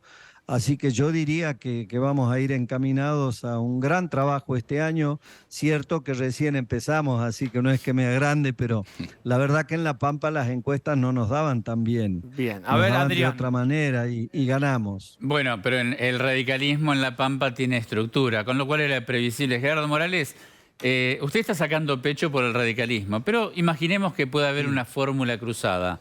A nivel nacional, le recordamos a nuestros televidentes, usted está con Horacio Rodríguez Larreta, con Martín Lustó, el sector más moderado. ¿Están seguros que esta elección... Me llevo muy bien con Patricia. Bueno, también, pero ¿están tan seguros que esta elección que se viene es para un sector moderado o la gente quiere sacarse de encima el peronismo y hay más chance para los duros? Mire, es decir, para Patricia, seguro, para Macri... Yo estoy seguro que esta elección que viene es para un presidente que tenga carácter, que lidere, que tenga experiencia y capacidad de gestión y que tenga un programa de gobierno y que esté acompañado por un colectivo, ¿no? Que es la coalición, y por eso es necesario que sea un gobierno de coalición. Acá no hay salvadores, ¿no? Acá hay esfuerzos colectivos con un programa de gobierno. Así que yo creo en eso, y creo que además de liderazgo y carácter tiene que tener vocación de diálogo, ¿no? Porque me parece que la grieta nos ha impedido como país resolver problemas de los argentinos, y a veces nos meten agendas que nada tienen que ver con la gente, que está muy mal. Está muy cansada, tiene mucha bronca, con razón, de que no se resuelvan los problemas del país. Obviamente que acá hay un gran responsable, ¿Y qué pasa? que es el Frente de Todos, ¿no? Que ha hundido el barco. Nosotros hemos dejado en diciembre del 2019 un barco tal vez con el averiado, pero navegando. Ellos lo hundieron. Gerardo, ¿qué Profundizaron ocurre? el déficit de empresas públicas, de la energía. Es decir, allí en esas dos cuentas nomás aumentaron en 3 años 13.000 millones de dólares el déficit. Entonces, es responsabilidad del Frente de Todos la situación que vive la República Argentina hoy. Por eso demanda, en mi opinión, liderazgo, porque no puede pasar lo que pasa con el actual presidente, que no sé en qué país vive, las cosas que dice. Pero además su falta de carácter para resolver situaciones. Entonces necesitamos eso, pero también vocación de diálogo para un país que tiene que transformarse de la mano de acuerdos básicos mínimos, ¿no? Bien, Morales, dos muy breve. Lilita Carrió dice que se va a presentar como candidata a presidenta. ¿Qué le parece? Bienvenida, Lilita. Yo ya lo sabía que ella tenía ganas, aspiraciones, es una de las fundadoras de la coalición de Juntos por el Cambio. Venimos trabajando con ella en varios temas del programa de gobierno, de un proyecto nacional. Está trabajando con mucha responsabilidad en los temas del programa de gobierno. Ha habido una jornada de geopolítica, hemos tenido jornadas de economía, vamos a tener jornadas de educación, también con Horacio Rodríguez Larreta, con quien venimos trabajando mucho, con Patricia también en el marco de nuestras fundaciones. Así que yo diría que hay en ese sentido un buen clima y yo creo que eso es lo más importante. El programa de gobierno y después la mejor buena energía entre nosotros. Es decir, no importa que hayan varios candidatos, el tema es que haya respeto, el tema es que el debate que se dé sea de ideas, de cómo vamos a mejorar la República Argentina y toda la energía que vamos a poner para hacerlo, Y ¿no? si Macri decidiera presentarse también a la PASO, ¿es bienvenido, es menos bienvenido? ¿Cómo ve eso? Bueno, es una decisión personal, no, nadie, además es un referente inexcusable de Juntos por el Cambio, ha sido presidente. Es líder del PRO, no del radicalismo ni de la coalición. Creo que si él se presenta, por lo menos se bajan dos candidatas. Creo que Patricia y María Eugenia se bajan. Pero ¿no? Gerardo, Que una pregunta muy breve. lo han dicho Ahí, ellas públicamente. una pregunta muy breve. Ahí, el radicalismo, ¿haría una fórmula cruzada con Mauricio Macri? No, no lo sé. Yo personalmente no. No. Yo personalmente no. Pero, Usted sí sería, pero no a ver, lo sé, déjeme tal jugar. vez. Un vice, Morales pero podría ser un no vice vamos de a hablar. Larreta, pero no de Macri. No de dice Macri. usted. No. Yo voy a ser candidato a presidente, Bueno. señores. Usted siempre, ¿no? Arrancan. El otro día voy a un programa que nos ponen siempre a los radicales de No, vice. para nada. Ojo le con el mostramos- radicalismo. Escúcheme, lo Ojo agasajamos con el un radicalismo. triunfo Miren radical, lo que pasó en Morales. La Pampa.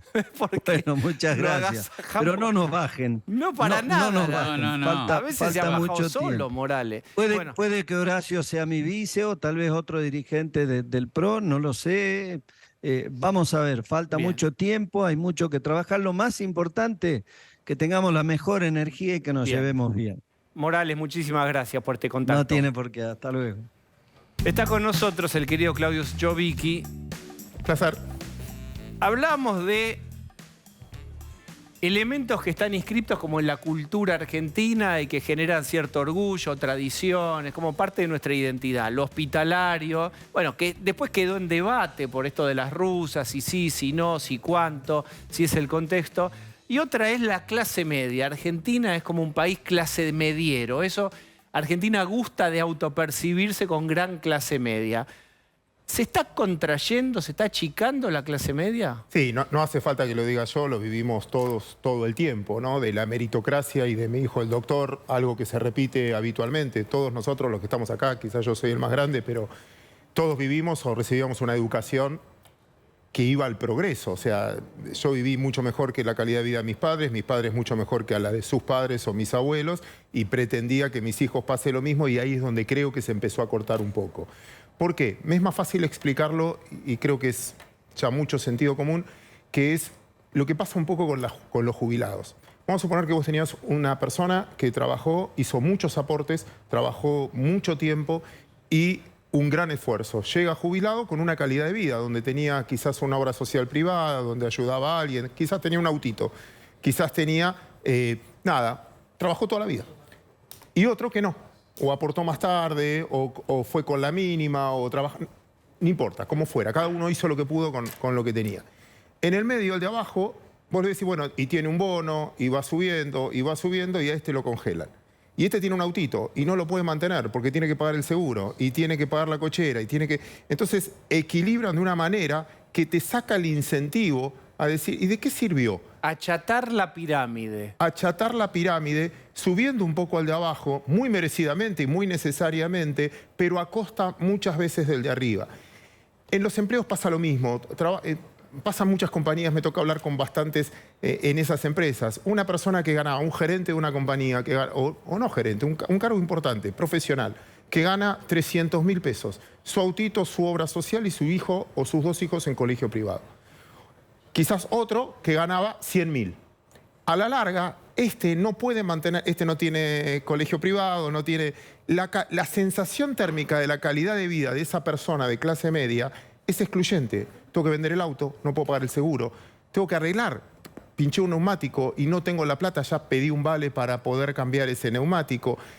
No es que económicamente está peor, pero la expectativa que tiene y la frustración que maneja, más tu terreno que el mío, la frustración que maneja le hace perder la expectativa de futuro. Y eso te tenés que sentarte a hablar con tus hijos, que ven de qué sirve el esfuerzo, de qué sirve el sacrificio, si no quiero tener tu vida o no quiero pasar por eso. Y eso invita a muchos a informalizar la economía. Creo que el ataque a la clase media es un tema muy importante para ver, porque es el progresismo, las ganas de progreso, lo que se está atacando. No sé si fui más o menos claro, pero es algo de sentido común y lo vemos todos. Vos sabés que Es la motivación. Escuchándote hablar, Sucho, hace 20 años, las personas que tenemos nuestra edad y tenemos hijos ya más grandes, decíamos, ¿cómo educar a los hijos? Porque es un país donde el esfuerzo no se premia. Y ahora estamos viendo el colapso de eso. Es decir, yo estoy escuchando hablar y estoy pensando en el pasado, cuando nos hacíamos aquella pregunta, y ahora ya está, ya no hay sensación de futuro. Lo que veíamos hace 20 años, ahora se vive a plenitud. Y no solo eso, bueno, sí, claramente nos pasa. Pero hay personas que vos decías, ¿cuándo logras la estabilidad? ¿Cuándo sos clase media? Lean Mafalda de nuevo, los cuentos de Mafalda. ¿Cuándo sos clase media? Y me voy 15 días a Mar del Plata, mi ciudad natal, por favor lo hagan, háganlo, etcétera. Y conseguí trabajo. Conseguí trabajo era, tengo acceso. La aspiración. Hoy, conseguí trabajo no es garantía de nada, salvo que... Y hay un punto más que necesito aclarar, un pequeño paréntesis a todo lo que hablaron antes.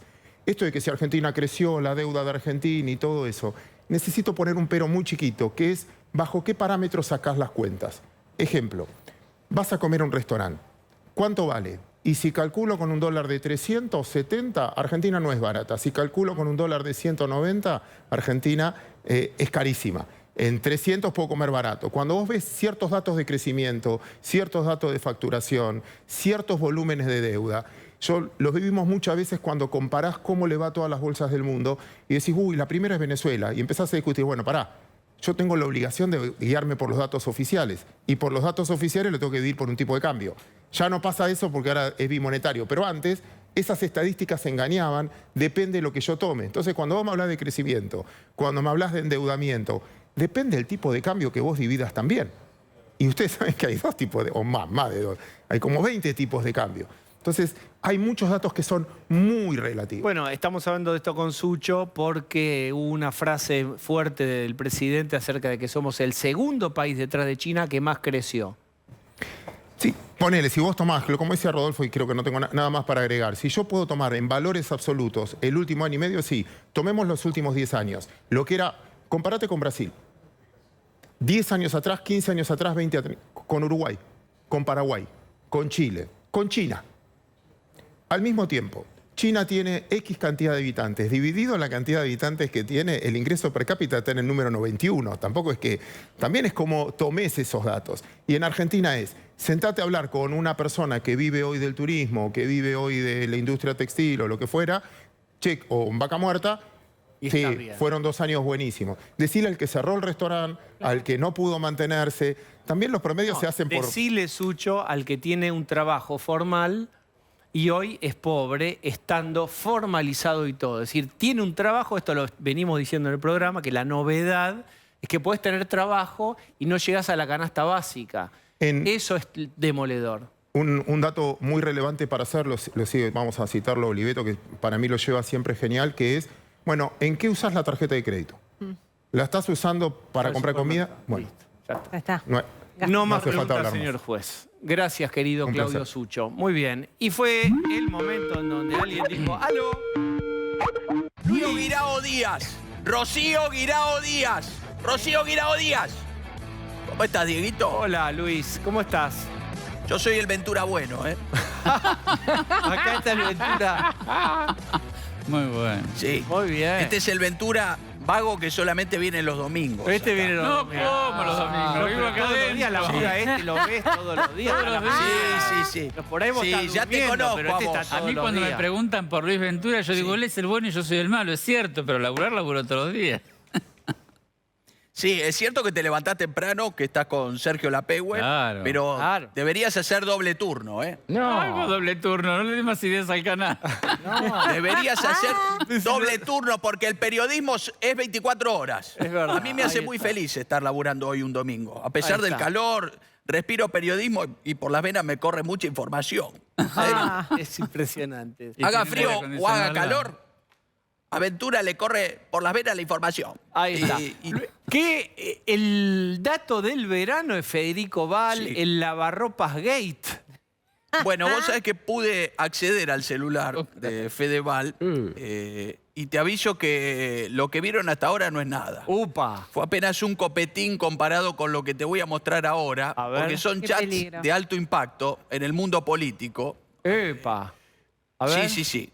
Mirá lo que Léeme. chateó Fedeval, nada menos que con el presidente. Hola Fede, ¿cómo andás? ¿Me explota la bola del Helix? Te dije que tengas cuidado con la deuda en pesos. Ya sé, pero no me pude contener, me dejé llevar. Sos un diablito, siempre portándote mal. Basta sonso, le contesta Alberto. Hermoso, está muy bien. Sí. Esa Chats. bolita del Elix que tenés, está muy bien. A la hora de la madrugada, ¿eh?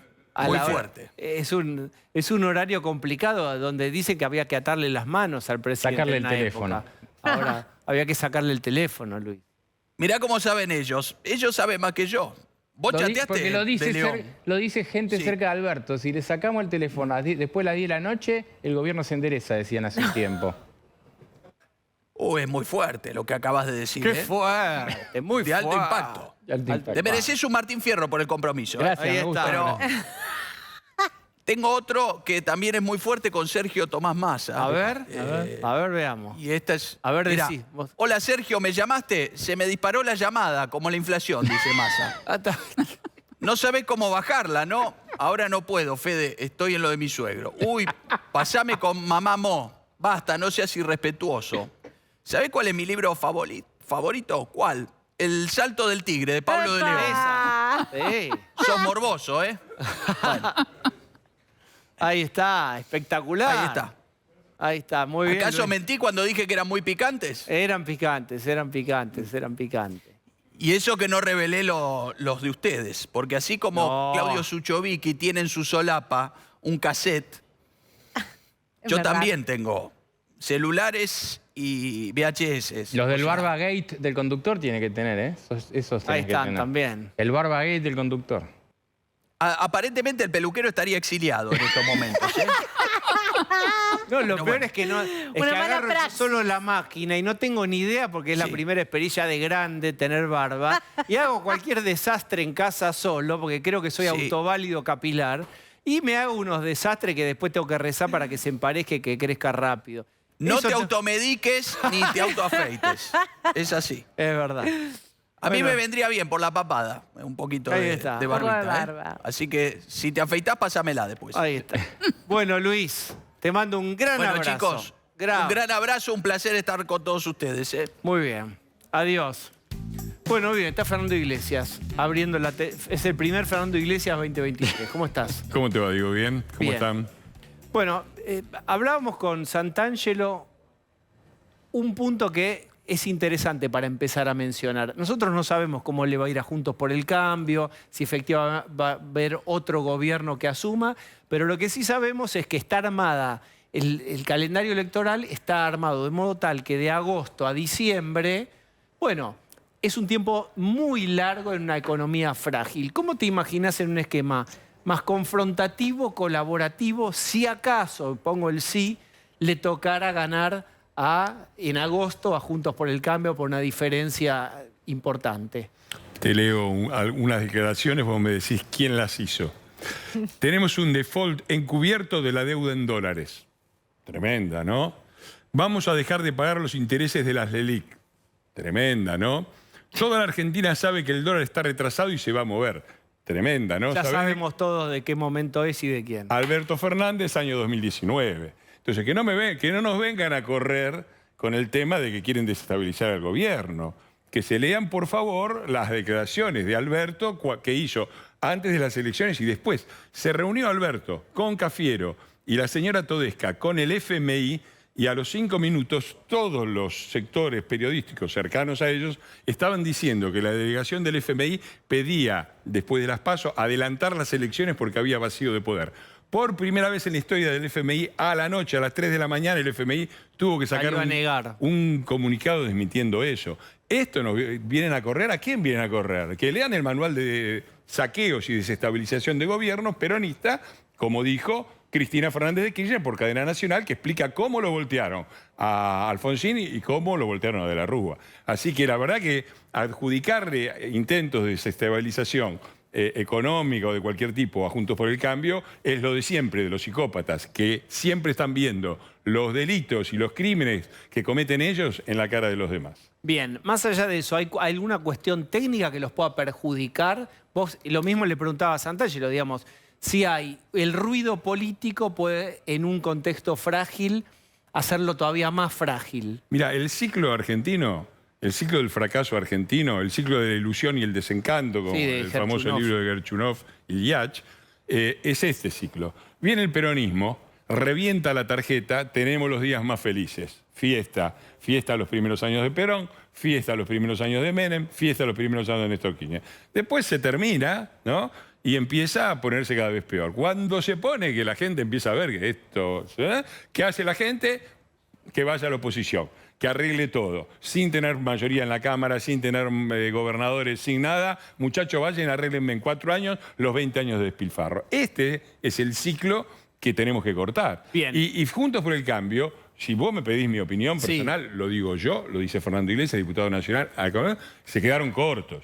Porque esto empezó... ¿Con qué se quedaron cortos? A ver, digo, este gobierno llegó diciendo, las LELIC, mercado financiero, la patria financiera, las vamos a cortar, 20% de aumento de los cuidados el primer día. ¿Cómo es hoy? Los intereses de la LELIC, lo que se paga de intereses de la LELIC, equivalen al 70% de la masa jubilatoria. 70% de la masa jubilatoria. ¿Eso no es una bomba? Las multiplicaron por 10 la LELIC. Lo del fondo. Hoy Buscalia, léete la nota de Marcos Buscalia, que es excelente. El fondo, que se supo que estos se quejan de que nos dieron para ganar las elecciones no sé qué cosa, le obligó a un recorte rapidísimo del gasto fiscal y el déficit fiscal a Macri y le impidió, de todas maneras, intervenir en el mercado. Digo, el fondo ahora les está dando, mirando para otro lado, parece Elizondo, siga. Digo, no les digo... La Molina. ¿La Molina era? La Molina. Sí, claro, yo creía que era, bueno, mala mía. A ver, les están pidiendo una disminución del gasto fiscal ridícula, esperan que la hagamos nosotros, no les dicen, les permiten 20 mercados de cambio. ¿Cuándo el FMI permitió? ¿A qué país le permitió esto? Entonces tienen todas a favor y encima hacen un desastre y encima se quejan. Me parece que lo mínimo que tiene que ser Juntos por el Cambio es lo que está diciendo, porque mira el futuro. Paren de hacer esto, porque siguen agrandando la bomba de tiempo. Fernando, el gobierno que venga, supongamos que fuese de Juntos por el Cambio, tiene que hacer un ajuste fenomenal. Entonces, de nuevo, la sociedad no va a tolerar y en 4 años más vuelve. Y bueno, ese es el ciclo de la ilusión y el desencanto. O sea, ese ciclo el de no se rompe nunca. Los días más felices y otra vez lo mismo. Pero además te lo están diciendo, porque estos te dicen esto. Vos ves cómo crecen todas las deudas, crece la deuda en pesos, crece la deuda... No solo crece la deuda en pesos, sino que antes la deuda en pesos Porque, ¿por qué dicen estos muchachos con la deuda en pesos no hay problema? Porque se podía siempre defaultear con la inflación. Vos metías la inflación. No, pero ahora tiene una doble cláusula. No se que puede. es un seguro de cambio, nadie pierde. Exactamente. Entonces la deuda en pesos vos la tenés que pagar porque la pagás con inflación que crece como el dólar o más, porque el dólar está atrasado, está llegando a los niveles de la convertibilidad, las tarifas están atrasadas. Espera. Y cierto, la apuesta del peronismo es esto. Bien, espera. Pasar la bomba de tiempo, que explote, Club del Helicóptero, Moyano tirando piedra y volvemos en 4 años. Bueno, espera, está Lo de Lucía, siempre. está Pablo. Quiero volver a tu metáfora de usamos la tarjeta, la reventamos y después la paga el que sigue. Suponete que hay que pagar la tarjeta. Yo creo que hay un ajuste en marcha, los jubilados, el salario no le gana, le está perdiendo contra la inflación y por eso perdieron muchísimos votos. Hay un ajuste en curso. Pero es cierto que puede tener la oposición, si le toca gobernar, que pagar la tarjeta. ¿De qué manera distinta van a afrontar un ciclo de pago de tarjeta en relación con lo que pasó en la gestión anterior de Cambiemos? ¿Van a comunicar diferente? ¿Van a hacer política diferente? ¿El concepto cuál es? Yo creo que muchos de los errores que se cometieron y que se nos achacan dependieron de dos factores que están de alguna manera... Hay varios. Uno primero es la idea... Es el miedo muy fuerte que había a un golpe de Estado. El peronismo había volteado los 5 presidentes no peronistas anteriores. Nunca un gobierno no peronista había terminado. Perfecto. Desde 1928, Alvear, ¿no? Primera cosa. Segunda cosa, había una debilidad política estructural, sin control de ninguna de las cámaras. Y tercero, había un mandato que era muy parecido al mandato que había recibido la Alianza y también fracasó, que era un mandato de modifiquemos la política, basta de corrupción, queremos un cambio en la política, pero en la economía no me la toques mucho, déjame la convertibilidad de la Rúa. Por eso lo votaron. Después se arrepintieron, pero por eso lo votaron los argentinos. Y en el 2015 era así. Yo creo que esas cosas han cambiado. Yo creo que podemos tener un triunfo muy grande, es muy importante la unidad del voto y podemos llegar a manejar una Cámara y estar cerca de la mayoría y quizás también tener mayoría en Senado. Cosa única. Tenemos una población que me parece que ya ha entendido, ¿no? Hay un mandato de cambio no solo de la política, sino de la economía, porque después de 20 años, desde 2003 a 2023, son 20 años donde gobernaron 16, en las mejores condiciones posibles, con viento de cola como siempre, ahora están con la soja 550 de nuevo, con la ayuda del FMI, con todo así, y la situación es la que es. Hoy no da más. Y un punto central para mí de la política, no soy economista, no puedo dar datos técnicos y nadie los puede dar porque nadie sabe cómo va a estar el dólar, cuántos cepos vamos a tener, nadie sabe eso. A veces nos piden cómo van a hacer y nos piden detallecitos y vos no sabés si el dólar va a valer 400, 600, 800, si va a haber un cepo, 20 cepos, no sabés. Entonces, una cosa central es que se tiene que acabar esto, de esta política de sacarle recursos al país productivo para dárselos a la patria subsidiada. El otro día acá Miguel Ángel Pichetto dijo que Juntos por el Cambio está en dificultades por la cuestión interna y le pidió a Macri que defina en marzo si es candidato o no. ¿Qué opinas de esto? Yo creo que es un buen consejo. Me parece que necesitamos cuanto antes tener un liderazgo claro y hoy los candidatos, yo me baso en la realidad. Tampoco me parece que soy yo ni nadie quien le pone plazos a Macri, que por algo es Macri y está donde está. Ahora, los candidatos hoy me parece que son claros, son Patricia Bullrich, a quien yo apoyo, está Larreta y está también María Eugenia Vidal. Hay algunos radicales también, nos tenemos que manejar con la realidad. Y sí, si vos me preguntás, yo creo que cuanto antes definamos un liderazgo es mejor para el espacio. Bien, Lucía tiene pregunta. Decías recién que la sociedad entendió en parte lo que van a tener que hacer, que indefectiblemente lo que parece ser es un ajuste, pero a la vez planteás que la sociedad... Hay un ajuste, recordemos. Bueno, claramente, pero también planteás que la sociedad espera que en 4 años se arreglen problemas estructurales que datan de muchos años. Entonces, ¿cómo conviven estos dos tipos de sociedades que ustedes están leyendo y describiendo finalmente? Mira, yo creo que una de las críticas que yo le hice siempre a Cambiemos, y la sostengo, fue que no se dijeron las cosas claras de entrada. También es cierto que hubiera sido muy difícil ganar las elecciones diciendo las cosas con claridad. Es más, vos te acordás que se ganó por un margen muy pequeño, con una recuperación de Scioli, que venía subiendo con el argumento de crear miedo, el ajuste que va... Entonces, había una dificultad. Yo creo que hoy se puede hablar claramente, con mayor franqueza. La Argentina el gobierno de Cambiemos fue el aterrizaje forzoso, de emergencia, difícil, todos nos golpeamos, de un avión que se venía abajo en picada. Y que la gente no sabía que se venía abajo en picada. Yo creo que hoy hay una percepción. Entonces, nadie puede esperarse un milagro, nadie puede esperarse un rebote en B, nadie puede pensar que va a llegar Cambiemos y las cosas van a mejorar. Es decir, vamos, lo que hay que hacer es evitar, lo primero es desactivar esta bomba, porque la bomba de tiempo existe. Si la discusión, y yo lo escuchaba con atención a Santangelo y otros economistas, es si se puede o no desactivar. Esa es una buena discusión. Pero después, viste, yo veía las películas de espías, ¿no? ¿Cuál cortás? ¿El cable blanco o el rojo? Y no tenés mucha información. Y si le errás, explota. Bien. Entonces, la bomba de tiempo existe. Y yo creo que lo que hay que decir a la gente es lo real. Necesitamos frenar la caída. La Argentina viene en picada, viene en caída.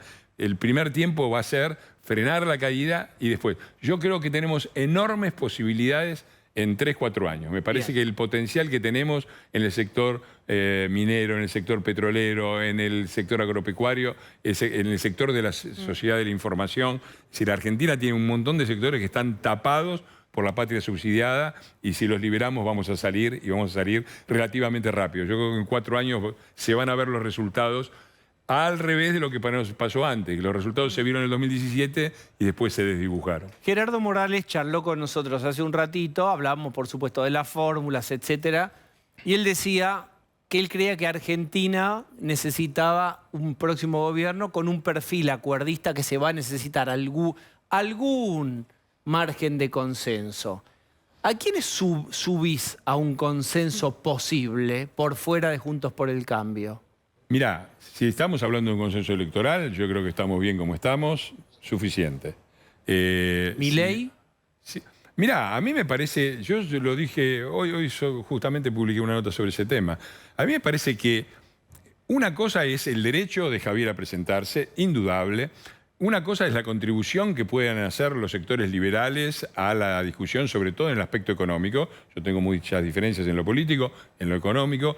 Una cosa es que estaría muy bien, yo creo que es bueno que haya más diputados y que aparezcan los primeros senadores liberales. Otra cosa son las candidaturas ejecutivas. Me parece que las candidaturas ejecutivas van en contra del principio. ¿Cuál es el principio de Milei y de estos sectores? Hay una Argentina corporativa, hay una casta. Bueno, para romper con el statu quo, la candidatura de Javier perjudica en las PASO a los halcones y perjudica en la general al Juntos por el Cambio respecto al peronismo. Me parece que esa inteligencia estratégica forma parte de un liderazgo político. Es un chico joven, no veo el apuro, me parece que deberían concentrarse. Y nosotros haremos... Concentrarse en... En las candidaturas legislativas, no en las candidaturas legislativas. Y ojalá que crezcan.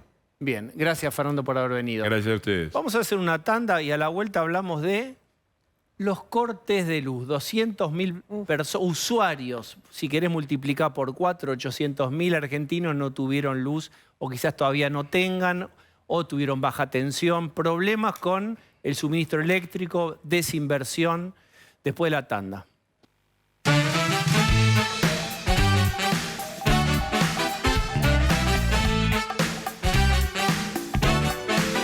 Dos clases de países en donde se discuten los problemas y en donde se resuelven los problemas. ¿En cuál de los dos estamos? En el que se discute, por ejemplo, los cortes de luz, el suministro eléctrico, la tensión, las distribuidoras. Mucho corte de luz. Está con nosotros Emilio Apud, que fue secretario de Energía. ¿Cómo estás? Muy bien, Diego. Tus datos, ¿cuántos usuarios se quedaron sin luz en las últimas horas?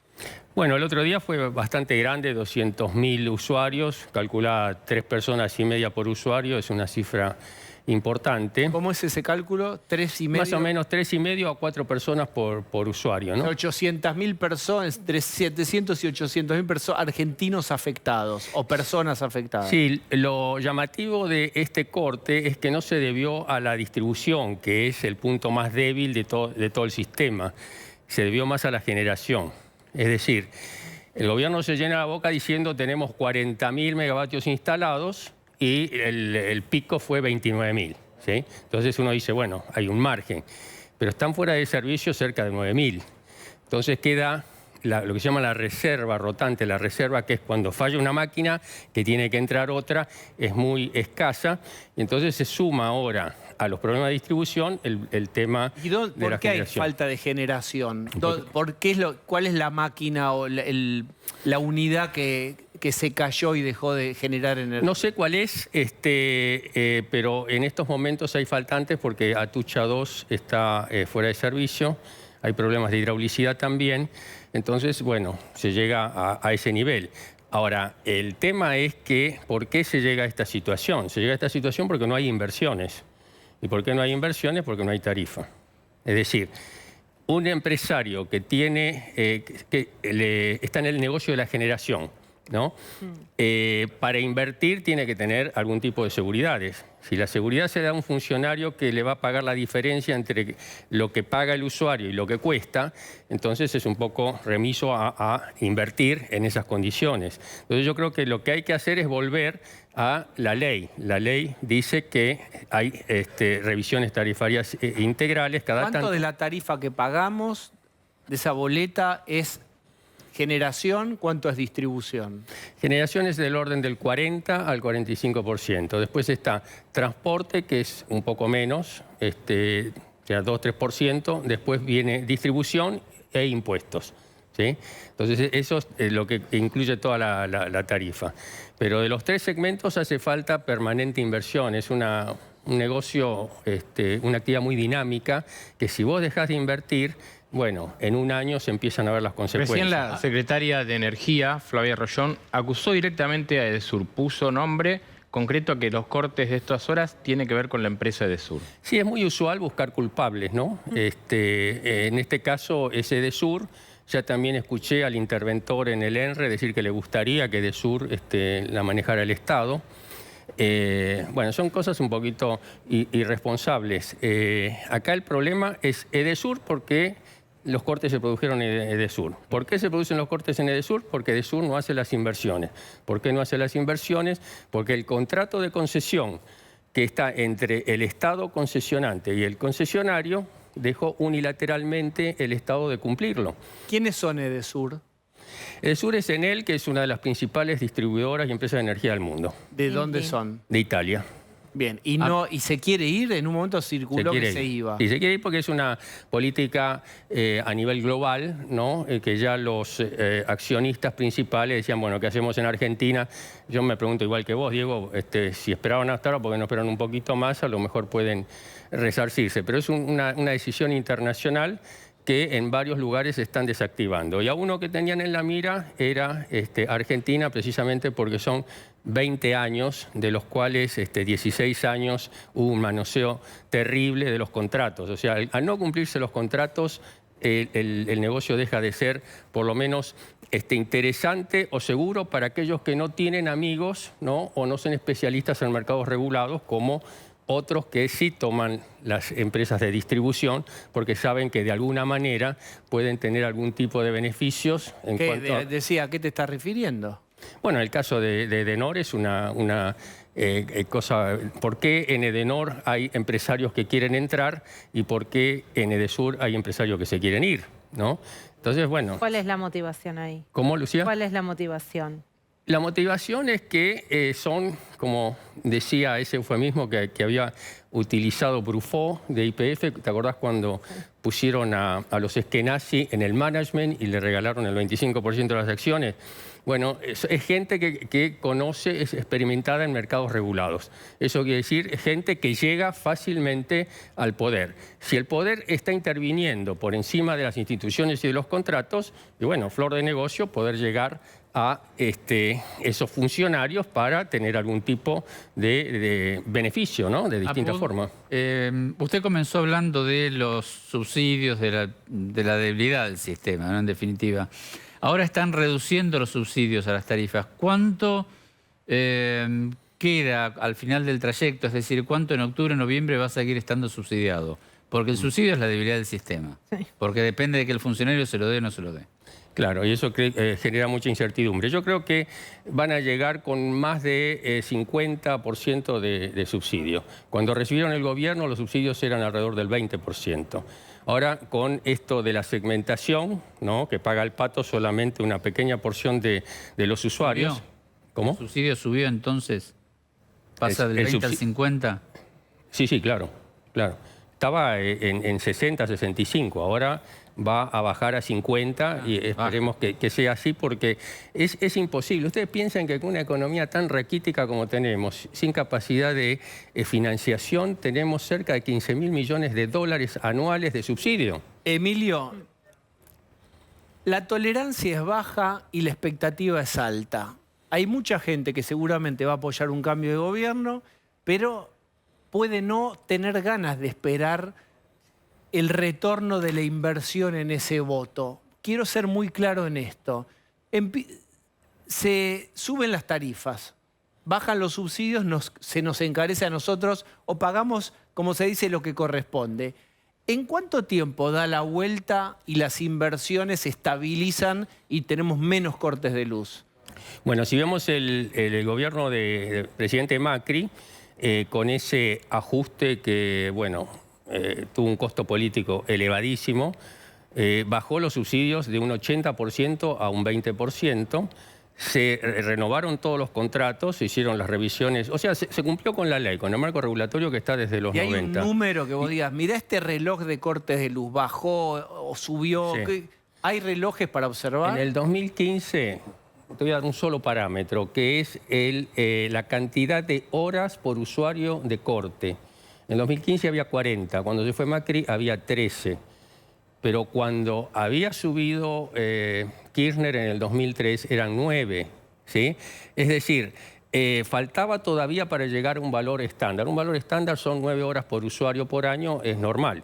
¿Y ahora de cuánto estamos? Y ahora yo creo que subió otra vez y estaremos ya en 17, 18 y el año que viene va a ser mucho más porque no hubo inversiones en estos 3 años. O sea, se está viviendo de lo que se invirtió en ese corto periodo donde la gente decía, bueno, ahora sí va a ir en serio. Vos pensás que se incluyeron cerca de 8.000 megavatios de energía renovable, ¿sí? Y se cerraron los ciclos combinados, es decir, se hizo bastante y por eso ahora... ¿Verdadero o falso? Perdón que parezco, porque quiero tocar varios temas y estamos corridos con los minutos.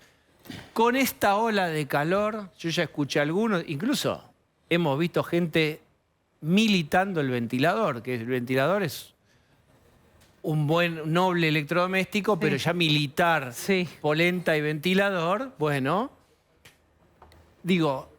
Con la ola de calor siempre es esperable que haya cortes de luz. Frase escuchada de gente que defiende. ¿Verdadero o falsa? ¿Vos escuchaste que en Uruguay cuando hace calor cortan la luz? ¿O en Paraguay? ¿O en Brasil? No, se corta acá. ¿Vos escuchaste que en Uruguay falta el gasoil cuando hace falta la cosecha? No, falta acá. Es porque el sistema de acá no está funcionando. Hasta el año 2003... no había ninguno de todos estos problemas. No había subsidios tampoco. La gente pagaba la tarifa, lo que costaba la energía. Y era una de las tarifas más bajas de la región. Pero, bueno, ahora, ¿cuáles son las señales? El interventor está diciendo, solamente vamos a aumentar lo que pueda pagar el usuario. Fenómeno, una demagogia total.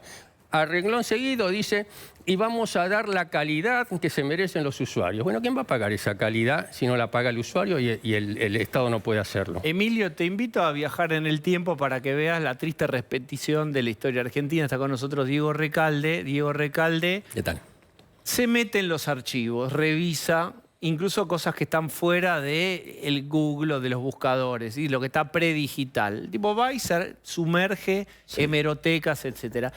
Mundo, cortes de luz, Argentina, ¿qué encontraste? Bueno, primero para hacerlo incluso más gráfico, vamos a subirnos. Viste que en Volver al Futuro tenían el DeLorean, que se metían en ese auto y viajaban al futuro, incluso al pasado. Nosotros tenemos el nuestro, que es, poneme la foto 1, por favor, que es el famoso DeLorean justicialista, el que usaba Perón, que en este caso nosotros podemos viajar solamente al pasado, lamentablemente, y con él no hay chance. Entonces, para hacer el viaje más gráfico, mirá lo que te traje, Diego. Traje el DeLorean original. Yo tengo mirá. facha, viste, del Dr. Brown, tranquilamente doy. Voy a hacer mostralo. Sí, lo mostramos por favor a cámara, que está. Este es el famoso... Espera, dejarlo quietito. Sí, con el pulso de la reta, mirá. Bueno. Temblor esencial. Esencial. Ya lo contó. Bien. Porque está a punto A ver de... si podemos tener incluso más corto. Sí, es el original. Este es el original. Este es el famoso DeLorean justicialista que permite viajar solamente al pasado. Es más, lo que voy a hacer es apoyarlo acá. Voy a hacer que vamos a viajar en este momento los 6. Entramos, 2 adelante, 4 lo van empujando. Voy a poner el año al que vamos a viajar. Enero de 1989. A ver. Enero de 1989. Voy a ir a la agenda de Lucía. Ahí está. Bien. Y viajamos. De repente estamos ahí. Por favor, poneme la foto 2. A ver. Mirá lo que pasaba en el 89. Segua. Lo administraba el Estado y había cortes de luz. 1989, enero. Bueno, después de ahí estamos saliendo, o ya estaba Menem. Todavía no había asumido. Bien. Menem asume el 9 de julio de 1989. Estaba todavía Alfonsín, no lo habían volteado del todo, pero estaba temblequeando y Argentina tenía un problema muy serio también con la energía. Por 2 motivos. El primero, la sequía del río Uruguay, no podía generar electricidad, y por otro lado, el que vos dijiste, no había dólares para invertir. Entonces, ¿qué hizo el gobierno? Decidió cortar la luz de manera sectorial. Pero el radicalismo, a diferencia del justicialismo, avisaba. Poneme de nuevo la foto 2. Vas a ver ahí que te avisan en la foto 2 los barrios. Los barrios ponen ahí Almagro, Belgrano, y hacían un chiste en esa época, que acá Página 12 lo retoma, que es puntual como corte de Segva, porque te decían que te cortaban a tal hora, era 1 minuto antes, ¿viste? ¿Vos te acordás de esto, Emilio? Sí, no, además acuérdense de la chapa par y la chapa impar, ¿no? Para También circular porque no había nafta. No había nafta, Era exactamente. el final de una administración del sector energético 100% del Estado. Después, bueno, vino lo de Menem, a algunos les gustará, a otros no, pero fue un cambio sustancial. Y en la década del 90 se invirtieron más de 80.000 millones de dólares en el sector petrolero, pero todo privado. Entonces, a mí me parece que tenemos que dejar de ser muy exóticos y hacer como hacen los vecinos, como hacen todos los países, que es tratar de cumplir las reglas de juego. A lo mejor las reglas de juego son malas y no viene nadie, pero si no se cambian las reglas, hay que cumplirlas, ¿no? Y te voy a tirar una anécdota hermosa. Ya que hablaste de esto, había un ministro en aquel entonces de Obras y Servicios Públicos que era Rodolfo Terráneo. Poneme la foto 3, por favor. Que incluso él tenía la sinceridad de decir realmente lo que pasaba. La crisis es el precio del subdesarrollo. Entendía que era un país subdesarrollado y que no tenía dólares para poder invertir. Este tipo que ven ahí, que Rodolfo Terráneo, te voy a contar algo antes de que me pongas la foto 4. Espera, no la pongas todavía. Este tipo que está acá, mirá lo que pasó. Él había decidido que se cortara la luz por sectores, porque no había luz para todos. ¿Qué pasó? Él se dio cuenta que a él no se la cortaban nunca y se empezó a angustiar. Entonces fue a Segva y dice, miren muchachos, a mí no me cortan nunca la luz, ¿qué está pasando? Dice, no te la podemos cortar a vos, vos sos ministro. Pero pará, a mí se me ocurrió esta medida. Es una medida que a mí también me tiene que afectar. No, no te la podemos cortar porque sos ministro. Dice, no, pero yo estoy muy mal, pensá esto. A mí no se me pudre la comida del freezer. Abro la canilla y sale agua. No tengo que subir por las escaleras, puedo ir por el ascensor, cortame la luz. En Segva le dijeron, no, tenemos orden de Alfonsín, no podemos cortarle la luz. El tipo se fue muy deprimido de la casa, anduvo muy angustiado. Muchos días también por eso. Hasta que un día tanto hinchó, tanto fue a Segva que ¿qué pasó? Le cortaron la luz. Y ese día Terráneo durmió feliz. Y es increíble lo que te estoy diciendo porque mirá cómo variaron los tiempos, ¿no? En los 80 teníamos ministros que tenían culpa. Ahora no existe más algo así. Es más, poneme por favor la foto 4. Esto lo contó de manera magnífica Página 12, porque pasó. Y esto que te acabo de decir, a mí me llevó al presente inmediatamente. ¿Tuviste? Léelo, por favor, si tenés... si tuviera anteojos para ver de lejos. No, bueno.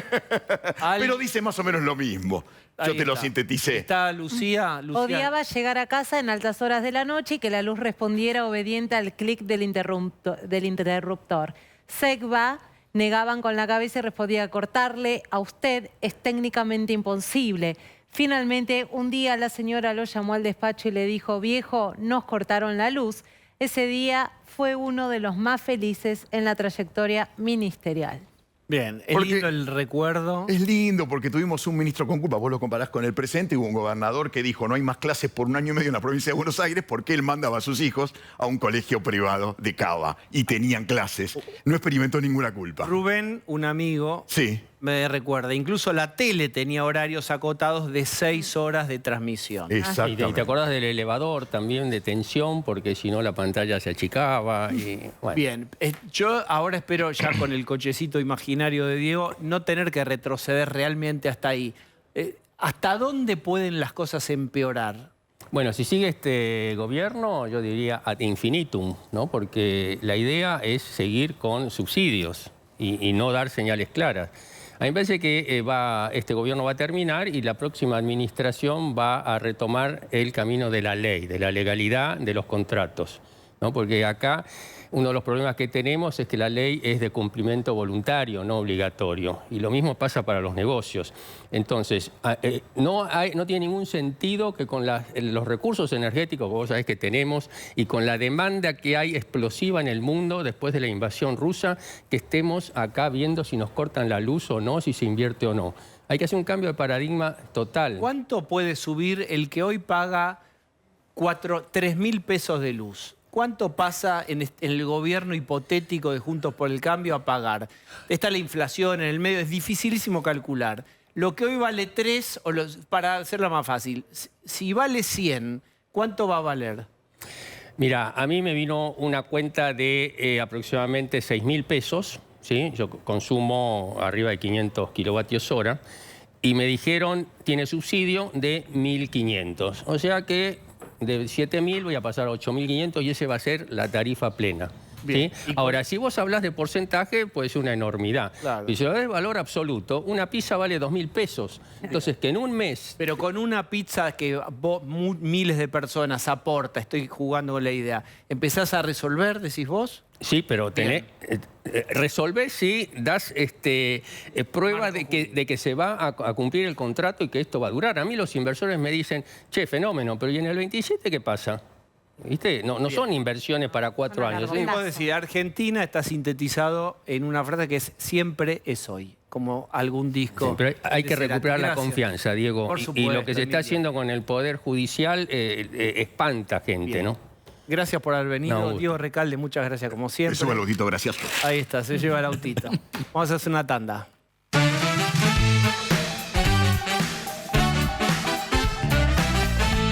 Les agradecemos muchísimo por habernos acompañado, por escribirnos como siempre. Ahora Mario Marquich en El Camino. Hasta mañana.